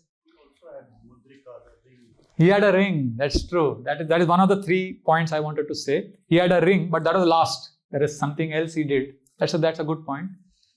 Anything else? He opened his heart to show that Lord Rama is the Yeah, but he, that figuratively he opened his heart, but not literally. Anything else? I think he described Rama's qualities. Yes. In a manner that somebody close to him can describe. Yes. This is 2 of the 3 we have covered. This is very good. Thank you, both of you. One was the ring he showed. Second was, okay, first point I'll say how Sita was convinced. 3 things Hanumanji spoke, or how he did.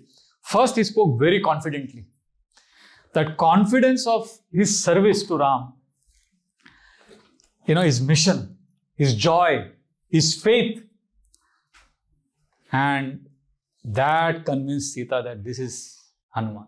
Pran ache se yetu prachar. Bhaktivedanta Thakur said, a preacher is he who has life.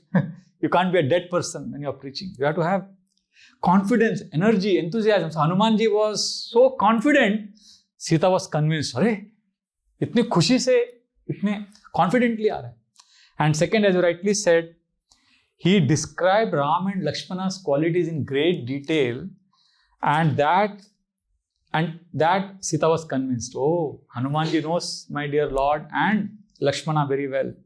And the third was the ring.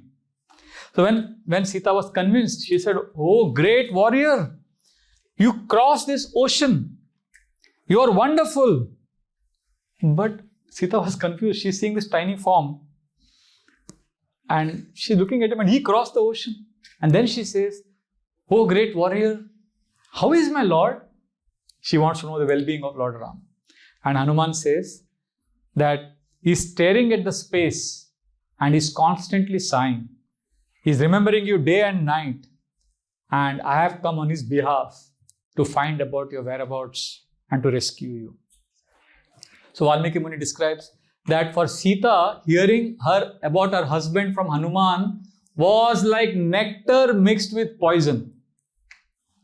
Nectar because she was getting news of her beloved Lord, and poison because she was in pain to hear that Ram is suffering in separation.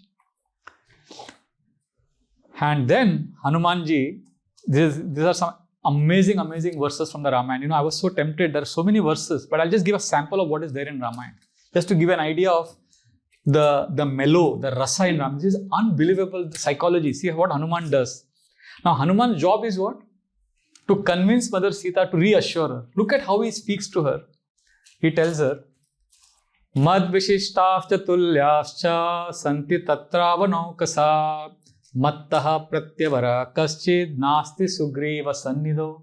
He says, "Oh mother, mad vishishtascha tulyascha, all the soldiers in Sugriva's army, Vanaras, they are either better than me or equal to me." Are you hearing? Mad vishishtascha tulyascha. Worse come worse, they are equal to me. Santi tatravanokasa. We have a huge army. Mattaha pratyavara kaschid nasti. There is no one who is inferior to me. Nasti Sugriva Sannido. In Sugriva's army, everybody is equal to me or better than me. Why is he saying this? That means, see, this is such a beautiful mood of Hanuman. He wants Mother Sita to feel that the worst soldier has come. See, if I can come all the way here, so how Sita will get confidence? I mean, what beauty is there, in this? What mood of love and service mood is there? And then the next verse is even better. To reassure Mother Sita, he says, "Aham tavadya prapta kim punaste mahabala nahi prakrishta preshyante hitare jana." He says, "Oh mother, please understand, I have come here.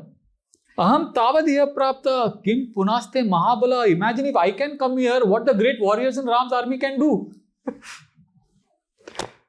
Nahi prakrishta preshyante. We don't send the best soldiers as messengers. Preshyante itare jana. The most insignificant people are sent as messengers. So I am the insignificant servant in Lord Ram's army. And I have come here as your messenger. See, this is exactly opposite of what Surasa, competition. This is the opposite mood. Not desiring to prove that I am the best. But when he's talking to Ram, again, this is a long, I don't want to get into that. When he comes back in after the Sundar Kand, the Yuddha Kand begins. There, Hanumanji presents Ram totally different.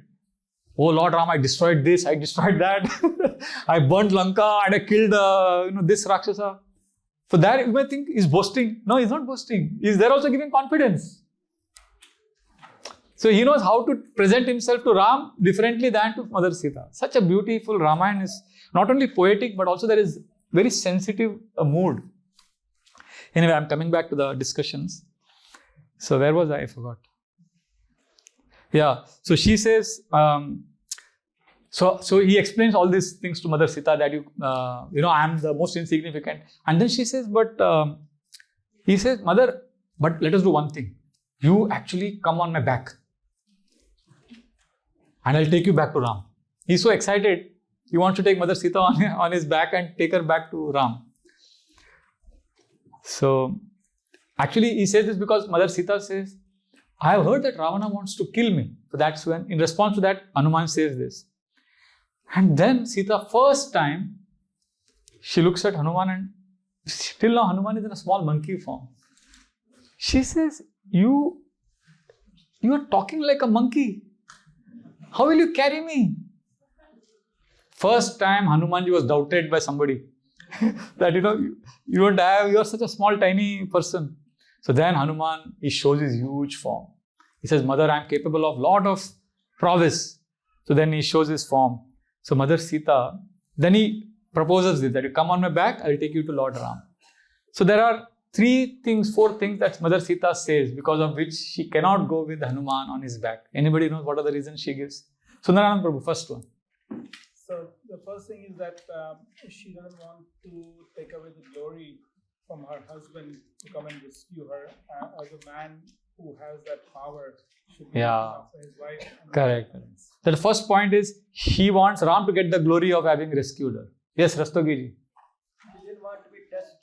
She didn't want to be touched by another man. She said, Ravana forcefully touched me, but I don't want to voluntarily touch any man. That's the second one. Yes, Anna. Yeah, both of the points. Anything else? Yes. Remove Ravana or kill Ravana from the roots itself. I mean, remove the actual cause of misery so that it will be good for them. Okay, that's also a good answer. But she says some other answers also. Yes, Prabhu. Because Hanuman was only told by Rama to see Sita mother, how she see. Correct. Yeah, he was not told to get her back. Yes.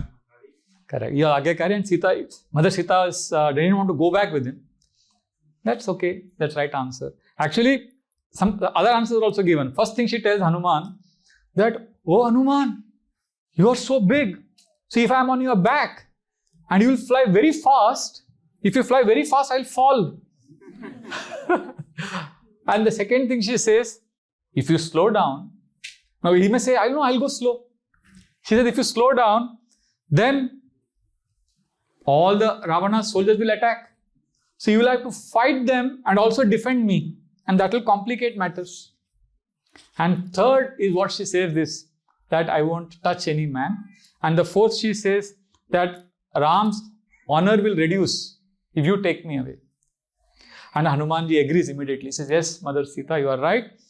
Now, I will go back very happily to Lord Ram and give him the message that I have met you. But you please give me something that will give Ram confidence that I met you. And there are 2 things Sita does or says or gives, by which Hanuman then has something to go back and tell Ram. You know what it is? What is the first one? Chudamani. Yes, there is a yellow colored hair ring which Mother Sita had. So she gives that to Hanuman, and when Lord Ram sees that, he will know that this belongs to Sita and Hanuman has met Sita. What is the second thing?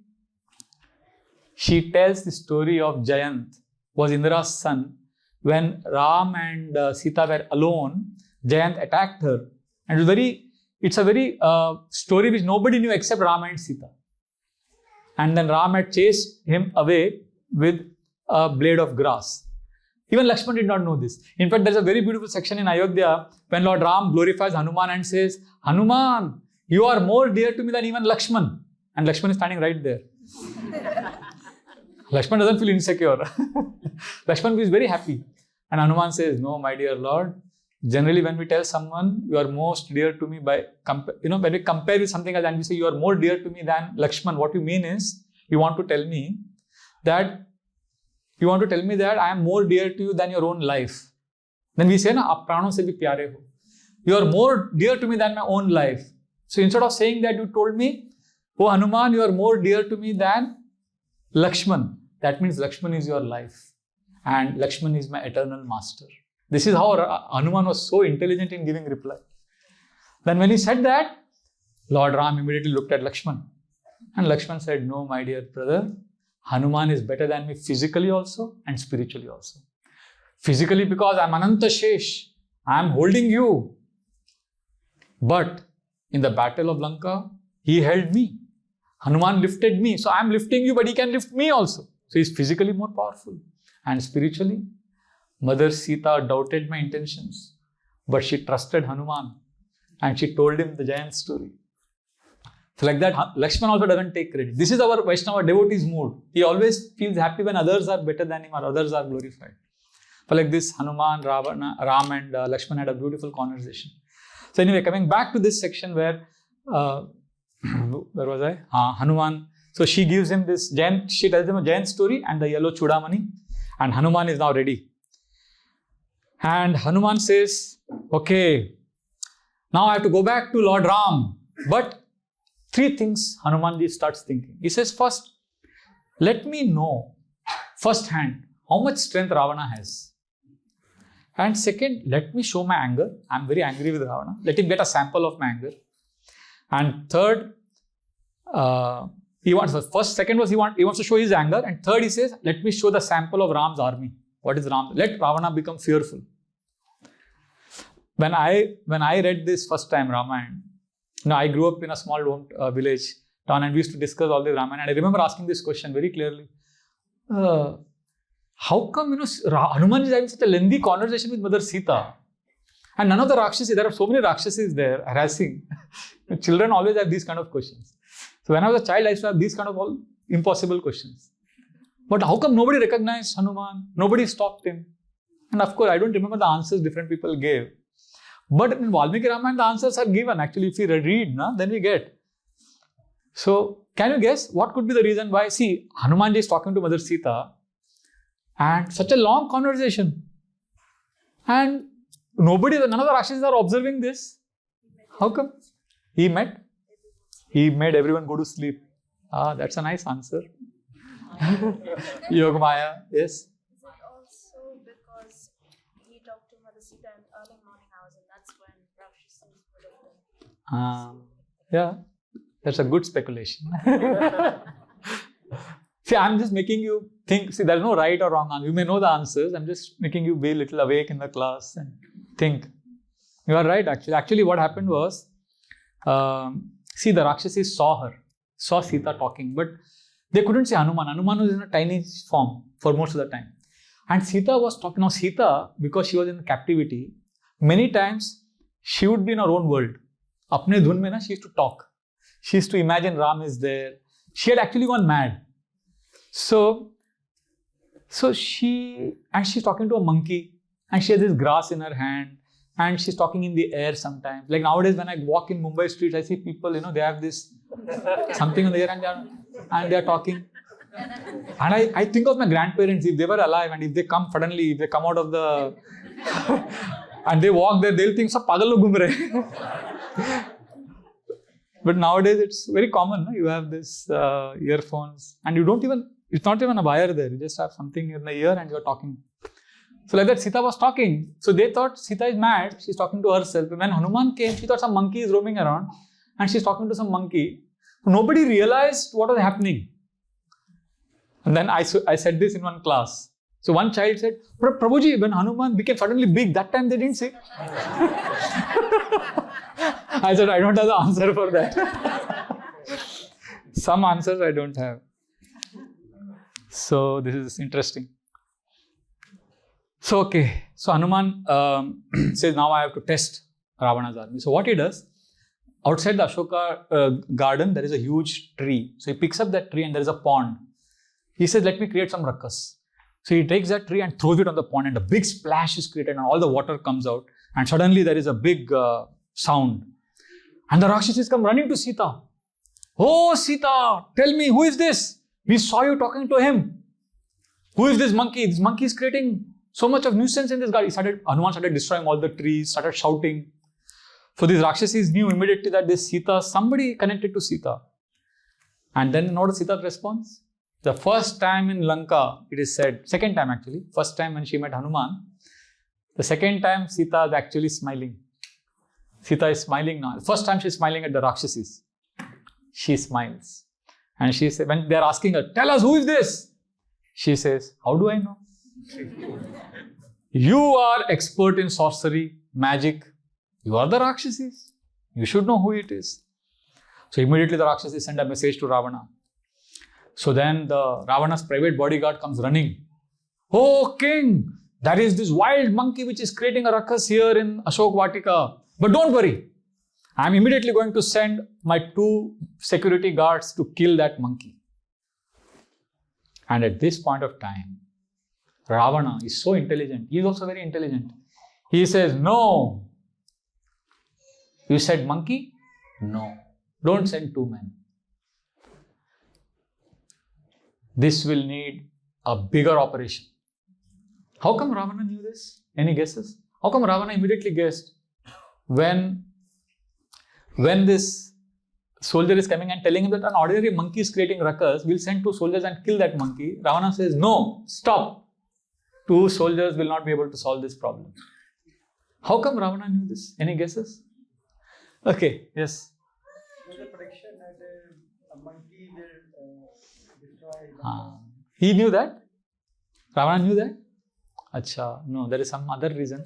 Wait. Yes, Prabhu, I'll take your answer. Actually, he remembered his encounter with Vali. He remembered his encounter with Vali. That's a good answer. You want to say something? He picked up that tree and threw it. If he has picked up a tree and thrown it in the pond means... I actually liked your answer. He remembered Vali. That is a good one. Yes. Yes, this is the answer I was looking for. Lankini. Remember I told Lankini suddenly disappeared? You know why she had disappeared? She had immediately gone to Ravana. Remember I said pause, we'll go back to this story. So now we are coming back. So what had happened that evening, the previous evening, Lankini suddenly appeared in front of Ravana. She said, oh master. So now Ravana is recalling.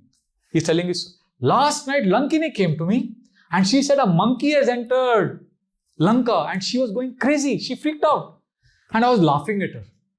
I told her, oh Lankini, you have been doing too much overtime work. I think you need a break. So I told her to take rest. Oh, beki baatein kar rahi hai. So I told her to go on a holiday. But now I am able to connect the dots. Lankini is not an ordinary security immigration officer. She is expert. And if she is saying that some special monkey has come and now you are saying a monkey is creating disturbance. I am feared by all the devtas, all the demigods. And if a monkey has come here, that means the demigods must have sent him. So let us handle this differently. This cannot be an ordinary monkey. 2-3 rakshasas won't help. Send the kinkaras. Now I am going to educate you a little bit technical. It's very interesting. Kinkaras is like in India we have, I don't know what we have in England. We have National Security Guard commandos. They are like specially trained for fighting terrorists. They are the ones who entered the Taj Mahal hotel when the terrorists attacked. NSG commandos. So like that, Ravana's army had regular soldiers, regular air force, all that. But he also had kinkaras. Kinkaras are special commandos. So, and how many were there in the kinkaras force? The fact that there are many divisions. Like we have, like in army we have, Punjab regiment, Assam rifles, like that. So kinkaras, there are 80,000 kinkara soldiers, specially trained commandos in Ravana's army, and they are divided into different groups. So then immediately a minister, Prahashwa, he tells Ravana, yes, my dear lord, which division should we send? Ravana says, all of them. Send all the kinkaras, all the 80,000 soldiers are sent to catch Hanuman. So Ravana knew the power of Hanuman. So then what happened is interesting. All the kinkaras come with their, not guns, but with their bows and lances and maces and all of that. And Hanumanji jumps into the mountain next to Ashoka Vatika where there is a temple and there's an huge iron rod lying. He picks it up. He breaks the walls of the temple and then he jumps on the kinkaras and starts hitting all of them with this iron rod. And he kills thousands and thousands of them. And a handful of them are remaining, they run away. Remember, Lord Ram killed 14,000 Rakshasas at Panchavati. Khara Dushan had attacked. It took 2 hours to kill 14,000 Rakshasas. Here in a few minutes, Hanuman kills 80,000 Kinkaras. He is doing more than what Lord Ram did. A servant of the Lord can do more than the Lord by the power of the Lord. Hanuman jumped to Lanka. How did Ram come to Lanka? He walked. Right? So Prabhupada says, a servant of God can do more than God by God's mercy. Because one devotee asked Srila Prabhupada, if Chaitanya Mahaprabhu is God, why did he not spread Hare Krishna in every town and village himself? Srila Prabhupada said, because he wanted me to get the credit. Lord likes to glorify his devotees. So Prabhupada always fancied himself. He said, I'm like Hanuman, and all the conditioned souls. Sita, Prabhupada compared conditioned souls to Sita, who were captured by Ravana-like mind. And he says, my job is to take all the conditioned souls back to Lord. So Srila Prabhupada had that fighting spirit also, like Hanuman. He would call, atheistic people as rascals, and he would argue with them, debate with them. So then he killed so many, he almost finished off the Kinkaras, and then he broke the gates of Ashoka Vatika, and then he started shouting, "Oh Ravana, you rascal, come out! See what I have done! See what an insignificant servant of Lord Ram can do! Jai Shri Ram!" He started shouting. So Ravana was shocked to see 80,000 Kinkara force completely annihilated. So then Ravana called the leader of the Kinkaras. His name is Jambumali. Jambumali is a very powerful warrior. Now this is different. Nowadays, the leader of the NSG commandos may not be a fighter. He may be a big pot-bellied and he may be sitting in his office drinking coffee. But during earlier times, the leader had more power than all of his men. So Jambumali had more power than all the Kinkaras. So Ravana says, Jambumali, you should go and resolve this. See, nowadays it's different. India was ruled when India had the population of 300 million population. My father would tell me this example. This is India was ruled by Queen Victoria in 1858 when the Queen's proclamation happened. He would say that Queen Victoria was just 4.5 feet tall. And she had 2,000 trusted civil servant officers. And these 2,000 servants managed an army of 3 lakh policemen and soldiers. And these 3 lakh men were controlling the whole country. India, Pakistan, Bangladesh, Afghanistan, all that region. But who was the boss? A tiny lady, diminutive lady. So, but during Ramayan time, it was different. Jambumali was extremely powerful, and he was the most trusted man of Ravana. And he attacked Hanuman and covered Hanuman's body with arrows. This is the first time in Hanuman's life that his body was covered by arrows by an enemy. And Hanuman somehow pushed off all those arrows, picked up a huge boulder lying nearby, and came jumping down and crashed Jambumali's head, and Jambumali died. And actually, the detailed descriptions are interesting. I'll just briefly tell you. Actually, the boulder hit Jambumali, but it didn't die. Then he took a salt tree. Even Jambumali was able to crush that also. Then what Hanuman did, that iron rod, remember, by which he killed the Kinkaras, he picked up that iron rod. He came crashing down on Jambumali. He hit that rod into the head of Jambumali, and his head went inside his body, and his body went inside the chariot, and his chariot went under the earth. This is how Jambumali was killed. And when Ravana got this news, Ravana was fuming with anger, and he had 7 private bodyguards who were always around Ravana. He said, you should go and immediately resolve this, finish this. And these 7 warriors attacked Hanuman at the same time. And you know how Hanuman killed them? Very interesting. It is explained, he picked up this, 7 of them attacked at the same time. He picked up 2 of them first and banged them against each other. Like we take kartals, bang. Like that. 3 times he picked up, and the last one, he picked him up and he banged him on the ground on a rock, and his head, skull cracked. So that's how Hanuman killed all the 7 of them. Actually, if you see in Ramayan, there are very unique and innovative ways by which Vanaras would kill the Rakshasas. See, the Rakshasas had very complicated astras. They would chant different mantras and they would have different weapons. But Vanaras had very simple techniques. They would pick up stones, boulders, mountains, anything they could lay their hands on. Sometimes they would pick up Rakshasas and use that to throw at other Rakshasas. They would take the Rakshasas' weapons. They were very gross. They were not sophisticated. Sometimes we get a lot of training in sophisticated ways, but some people with very simple techniques, they win. I remember going with a group of young boys when I was preaching to the boys in Mumbai. We went to village, Mangalore, for a picnic. For 5 days we stayed there. And then these boys were all taking professional training in Mumbai. for cricket. They were going to different clubs and learning cricket. And there was a nice ground outside the farm where we were staying. And the local boys, we've had a cricket match killed. So these boys called their friends. They were working in the fields. And very rustic country boys. And they didn't have any technique of playing. So these boys and our professionally trained they defeated these boys royally. They lost, our boys lost by a very big margin. It was so humiliating. We cancelled the next day's train ticket because we wanted to take revenge and defeat them the next day and then go the day after. And the next day match, they defeated us more soundly.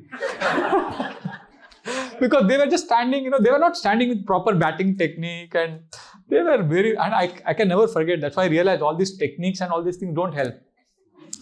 Your desire, your passion, your will, that helps. So Hanumanji just simply finished off with the Rakshasas like that. Actually, there is one, I'm going again, in Yuddha Kand, there is an interesting section. Indrajit had one special commando force called Chiranjeevi. Very interesting. Indrajit's special bodyguard. These Chiranjeevis, they had a special power. They can never be killed. So if you kill them, if you pierce their body with arrows, nothing will happen. They will never die. For these 1,000 soldiers could finish Ram's army in no time. So if somebody can't die, somebody can't be injured, then how will you kill him? And these 1,000 were enough to kill entire Ram's army. But still, look at the ingenuity of the Vanara force. Can you imagine how they must have tackled Chiranjeevis? You can't even imagine. Only Hanuman can do this. Hanuman, and everybody was panicking. Even Vibhishan panicked. How do we resolve this? Nobody can defeat them because they can never die. No weapon can pierce them. Brahmastra also cannot work. So Hanuman said, don't worry, I have a technique. Hanuman made his form big and he attacked all 1,000 of them and he captured them with his tail. All 1,000 of them, and he jumped high like Superman. He went high, he went to space. And in space, beyond the law of gravity, he threw them there. So they were floating. So now they may be floating there. There may be some asteroids or some comets. Problem solved. This is how Hanuman is so good. So anyway, so many people killed. 80,000 Kinkara, Jambu Mali, 7 private bodyguards. Then Ravana calls his 5 army chiefs. Like he has Air Force, Naval Force, all that. There are 5 army chiefs. And this is the biggest insult to Ravana because these 5 top army chiefs, Hanuman kills them very, very, very nonchalantly. As if, it's in a few seconds he finishes them off. And then Ravana is really frustrated. He calls his son, youngest son. What's his name? Not Indrajit. Indrajit was the oldest son. Youngest son is Akshaya Kumar. Akshaya Kumar, not the one you are thinking of. He was very handsome and Hanuman was impressed because Akshaya Kumar was really, first time Hanuman was impressed in Lanka by somebody's fighting prowess. Akshaya Kumar was a young boy, Ravana's son, and he was fighting very well and Hanumanji was enjoying it. Hanuman said, wow, he's so good. But after some time, Hanumanji got frustrated. He said, this is taking too long. So then Hanuman jumped up in the sky because Akshaya Kumar had prowess. He also was flying in the sky and he was shooting. So Hanuman was facing Akshaya Kumar in sky. So then Hanuman immediately jumped much higher and then came crushing down. He jumped at the feet of Akshaya Kumar. He captured Akshaya Kumar's feet, pulled him out of the chariot and took him and waved him and twirled him and then banged him on a rock. And Akshaya Kumar's skull broke and he died. So till now, Ravana was basically very, very irritated. But now when Akshaya Kumar was killed, his anger transformed into sorrow also. Now first time he was also grief-stricken because his son has been killed. So who are the different people Hanuman killed? Kinkaras, Jambu Mali, 7 private bodyguards, then 5 army chiefs, then Akshaya Kumar. Until now he was getting angry, but now he became grief-stricken also. Finally he cried and he told Indrajit, please stop this, but don't kill this monkey. I really want to know who this is. Please don't kill him, get him immediately.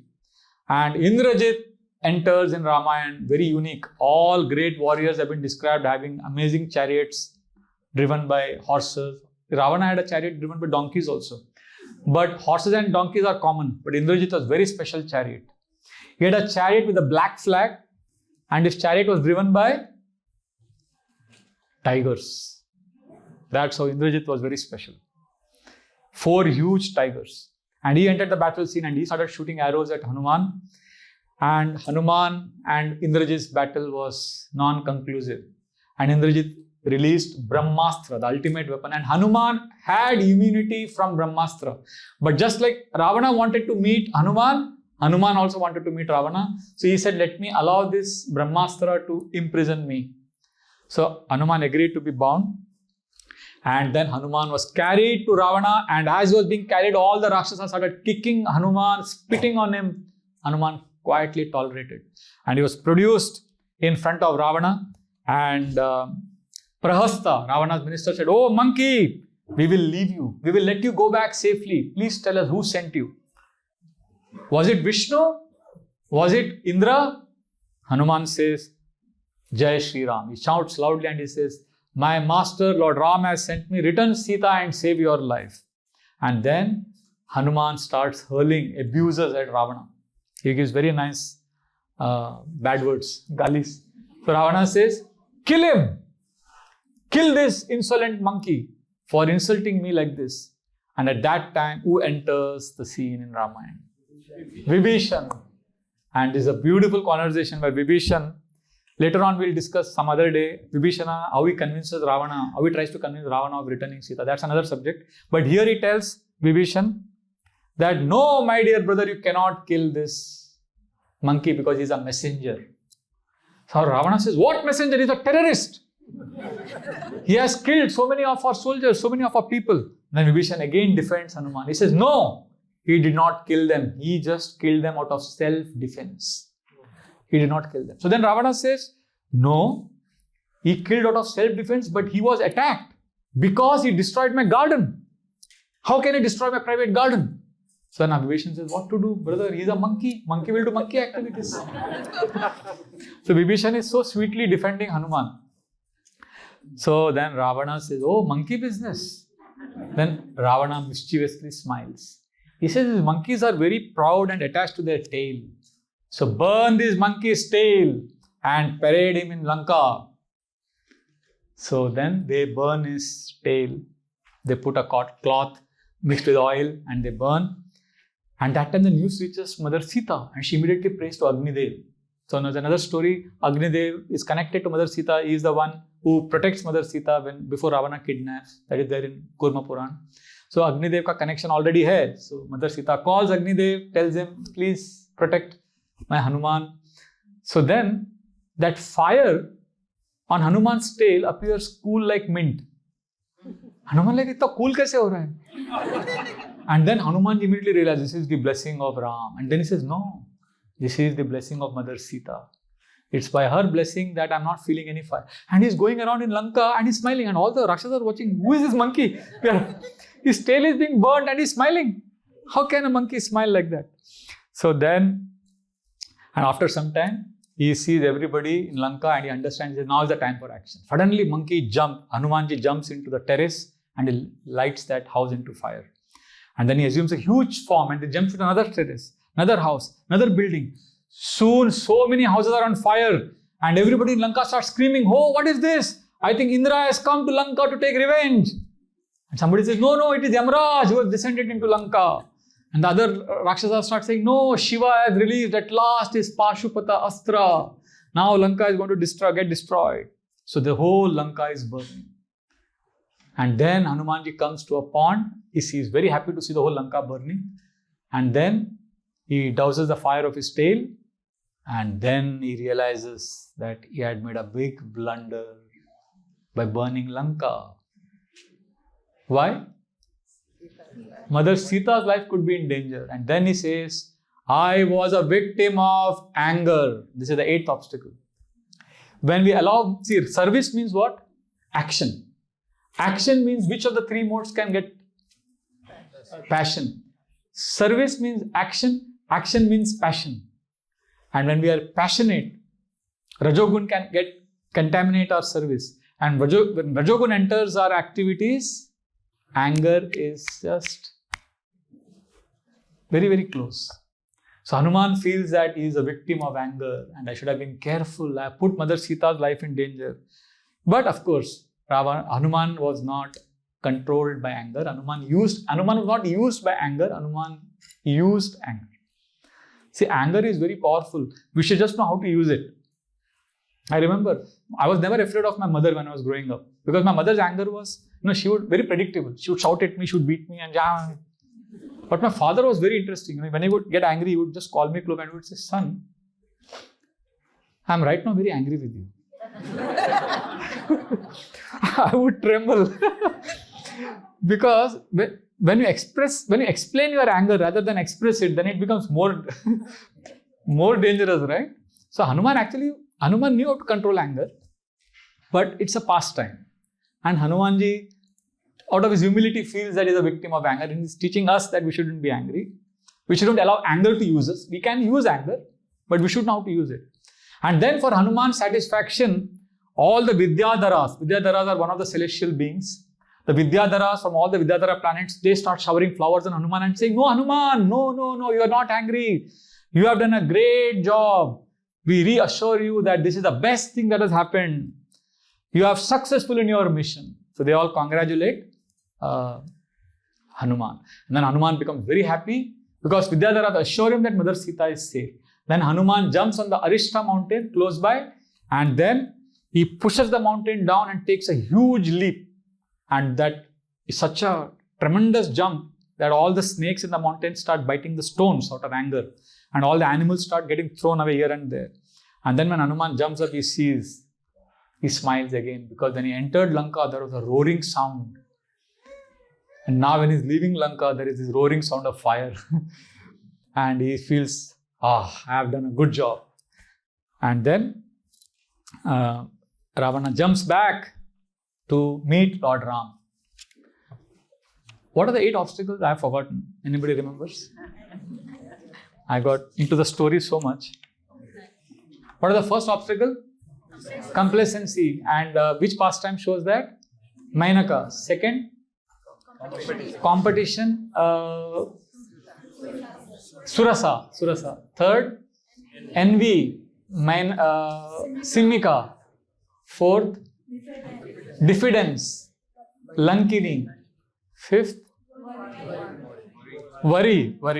Where? Ravana's palace. And then self-doubt. Sixth is self-doubt.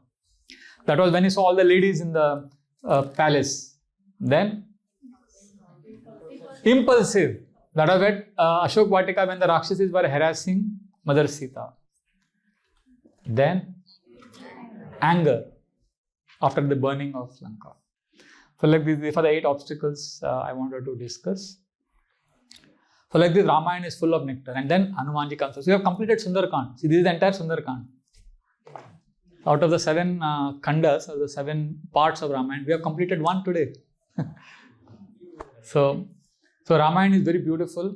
And Ramayan has so much nectar. And Hanumanji is our hero. So if you remember Hanumanji's example and pray to him, we can overcome these 7 obstacles, 8 obstacles. 8 obstacles. And we can also serve Lord Ram very happily. Actually, Ramayan is integral part of, it's part of India's cultural consciousness. You can't separate Ramayan from Indianness.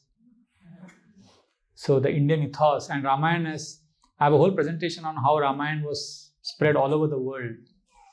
And I've got all the data also. So we need to know that Ramayan is very, very profound.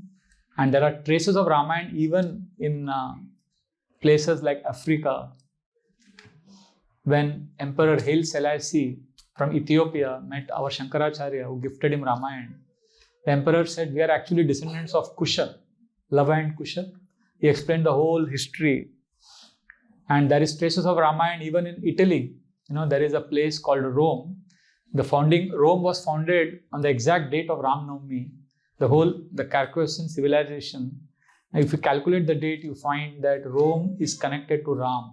And exactly opposite of Rome, you'll find a Wikipedia page of a city called Ravenna, which is exactly opposite of Rome. On Wikipedia, even today you can get that. And you'll see in Rome and Ravenna, there are many caves and tourist spots where in this cave there are carvings of man, monkeys, bow and arrow, man with bow and arrow, So 2 men, 1 woman, monkeys, like that. So what I'm saying is 5,000 miles away from the mainland India, there are traces of Ramayan in Africa, Europe, and of course South Asia, Thailand. Many kings till recently were called as Rama 1, Rama 2, Rama 3. So Ramayan is amazing. Externally, it has a simple plot story. A princess in distress, the prince who's saving her, and there's a villain. But for those who are devotees, there is deeper imports, deeper purports. If we see Ramayan as a devotee, then we learn a lot of lessons. And we can kind of reconnect to the Lord. And my prayer and hope is all of us, as we are leaving our bodies, as we die, which we have to, let us remember the most merciful Shri Radha Gokulananda, Sita Ram Lakshman Hanuman, and the sacrifice and service of so many beautiful devotees of this community, like Mother Kulangana, Shruti Dharma Prabhu, Jivapati Prabhu, so many devotees, Janakinath. So there's wonderful devotees in this community which has been flourishing for last 50 years. It has had its ups and downs.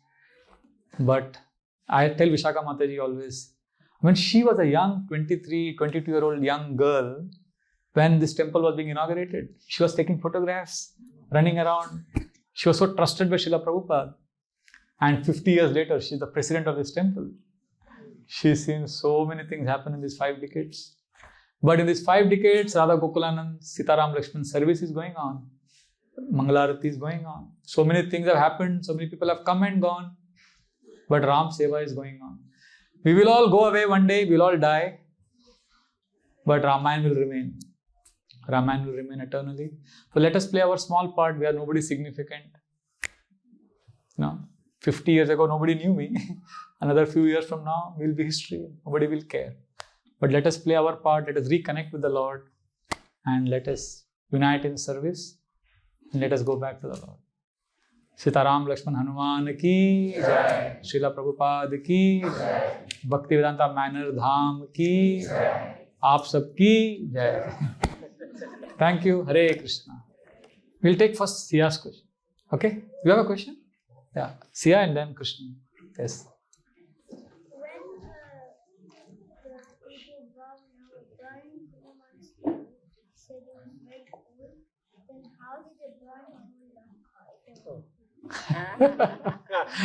It was school on Hanuman's body. For Hanuman it was school, not for Ravana, not for Lanka. It is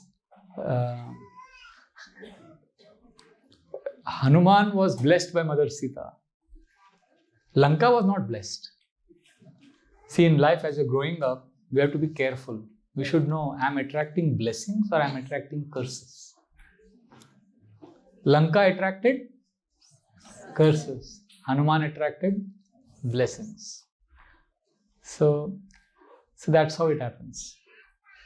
So the same fire, fire is an interesting thing. When you are very cold, fire can give you warmth. But that same fire can destroy. Right? So that's how energies are, Blessings. If we genuinely serve someone, if you have a mood of service, an attitude of service, that will nourish us, that will bless us. If we have an attitude of enjoying, that will destroy. Lanka represents the world of enjoyment. That is why curses you attract. Ayodhya represents the world of service.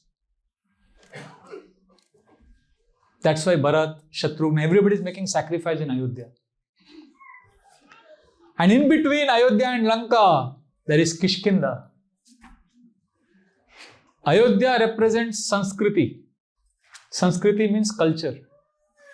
Lanka represents Vikriti, distortion. And Kishkinda is Prakriti, natural.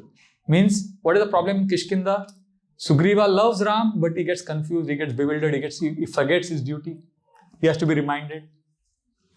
So we are all like that. We are like Kishkinda Vasis. We know we have to serve Ram, but we'll end up doing mistakes. So we can connect to Kishkinda more than, because we are not like Ravana. We don't want to be gross enjoyers. We don't have selfless attitude like Ayodhya Vasis. We are somebody like Sugriva's people. Kishkinda.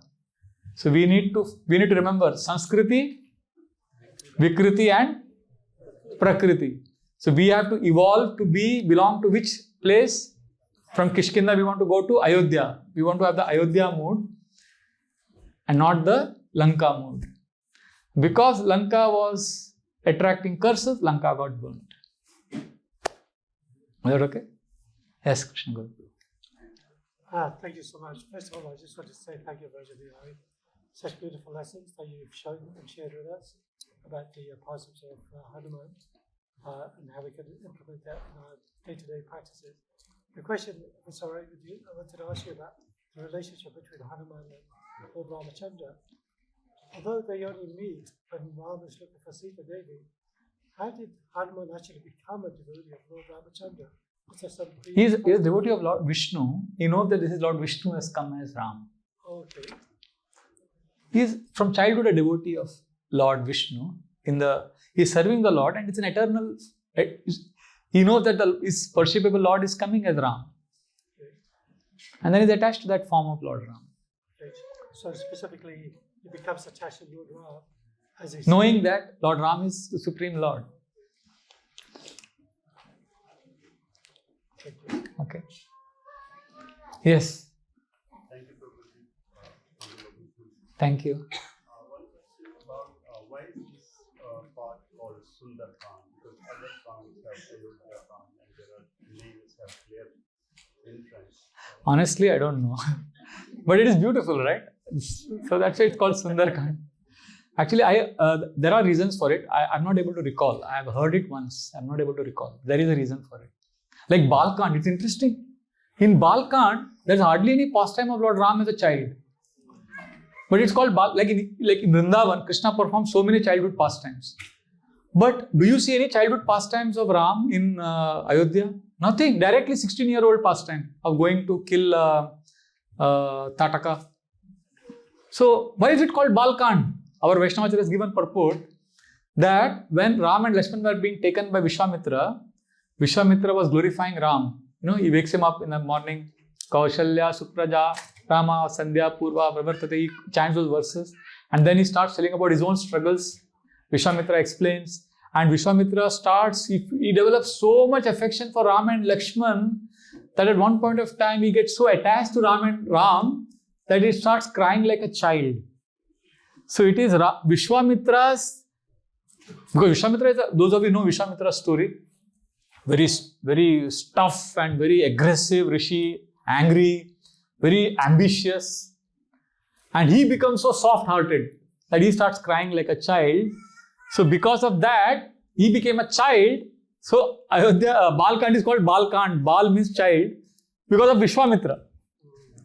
So like that, I'm sure there is an explanation for Sundarkand also. I will get back to you. I'll find out. It's a very good question actually. When we were small, yes, I see a hand there. Before you ask your question, when we were young, I remember every Tuesday we used to read Sundarkand in our house. And we are from South India. Our Hindi is not a natural language, but my mother could chant the whole Sundarkand, and we would all sit quietly. And then every year on Ram Navami day, so if Ram Navami is tomorrow, today afternoon we will start reading the whole Ramcharitmanas. And tomorrow evening we will complete it. Non-stop, 20, 28, 29 hours. There will be a whole team that would come, because one person cannot sit for the whole time. And it was so nice, so nourishing. And Sundarkand would be very exciting. Everybody would be present for Sundarkand. Somehow Sundarkand has something special. There are so many Indian families where every day they read Sundarkand. Because Hanumanji is representing that mood which will give us eternal happiness. I am a servant. The world is teaching us to be an enjoyer. But actual happiness is in being a servant. So Hanumanji is teaching us. That's why it's the most beautiful kanda. If I say anything more than this, it will be speculation. I'll wait. I'll find out. Yes, Prabhu. Is there a reason that the Tulsi Ramayan has got less detail than the Valmiki Ramayan? No, both have different kind of details. Like Tulsi Ramayan has a detail of Lakshman, Janak Maharaj entering. See, when Bharat was trying to convince Ram to come back, and Ram was refusing, then Tulsi Ramayan gives detailed description of Janak Maharaj entered the scene and he resolved the debate. And he kind of mediated between them, and he was a beautiful description in Tulsi Ramayan. Valmiki Ramayan doesn't contain that. Valmiki Ramayan also says, Mother Sita, she cast aspersions on Lakshmana's character, when Maricha sounded like, when Maricha screamed, imitated Ram's voice, and then Sita was panic-stricken. She thought her husband is in danger. So she started doubting Lakshmana's character, and Lakshman leaves angrily. That's what Valmiki Ramayan says. But Tulsidas explains how Lakshman made a circle, Lakshman Rekha, and he told Mother Sita not to cross the line. So that description detail is not there in Valmiki Ramayan. So Tulsidas has many other details. I have not read Tulsi Ramayan actually, to be honest. I mean, I have heard from different people, but I have not read. Valmiki Ramayan I have read. So, yeah, so there are different details. Different things are revealed to different acharyas, different devotees. Yes. Yes, Mataji. Thank you for the wonderful. Can I take her question? Sorry. Yeah, you continue. Yes, Mataji, you say. I just need to ask Prabhu, what does the 10 heads of Ravana represent? What does the 10 heads of Ravana represent? I don't know, but I know one thing, in the Yuddha Kand, Lord Ram was, the final battle between Ram and Ravana, Lord Ram is shooting an arrow and Ravana's head falls off. But Ravana had this mystic power, another head would come up. And Ram is shooting arrows and Ravana's heads are all lying on the ground. But Lord Ram keeps shooting and destroying all his heads. And then Vibhishan finally tells Lord Ram that that nectar is in his heart. So Agastya Rishi had given him this weapon and astra and all that. So then Ram chants a mantra and shoots in the heart, chest of Ravana and kills him. But there's an interesting purport. I remember once I asked this question when I was a young boy, that Ravana is shooting, so many heads are falling on the ground. Ram is Supreme Lord. Why didn't he directly shoot in the chest and finish off? Why? So there is a Vaishnava Acharya is giving purport to this, that all these heads he had. So Ram knew that his head is going to come back. But still he kept shooting at the heads and breaking them off, hoping that the next head that would come would have some good sense prevailing there and would decide to surrender to Lord Ram. I don't know more than that. What does it signify? Yes, Mataji, you had a question also. Yes.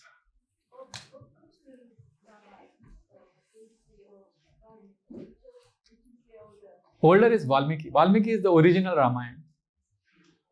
Valmiki is the original Ramayan. But what happened? Valmiki Ramayan was inaccessible because it is in Sanskrit. 400, 500 years ago, when Tulsidas was present, so he made Ramayan accessible to the common man, the masses, by writing it in that Avadhi language, the language of the locals. That's how Ramayan became widespread in North. So we should give all credit to Tulsidas for that. Because even now when I read Valmiki Ramayan, there is Gita Press Gorakhpur verses, translation. Sometimes Sanskrit, because we don't know Sanskrit, so I need to read the translation. Sometimes I understand, sometimes I don't understand.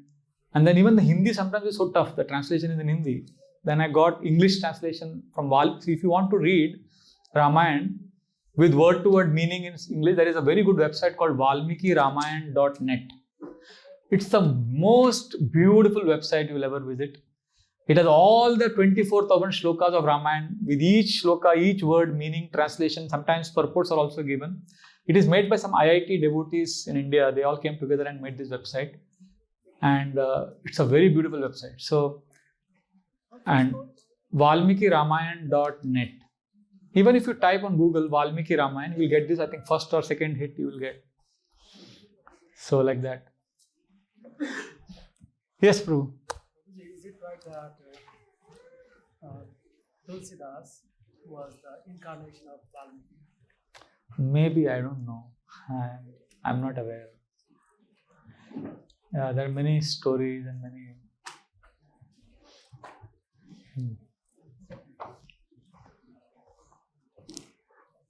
Yes, Mataji, we're done. We'll stop. Okay, one last question. Yes, Prabhu, we'll end with this. Music for coming in class. I'm happy. Very grateful to hear.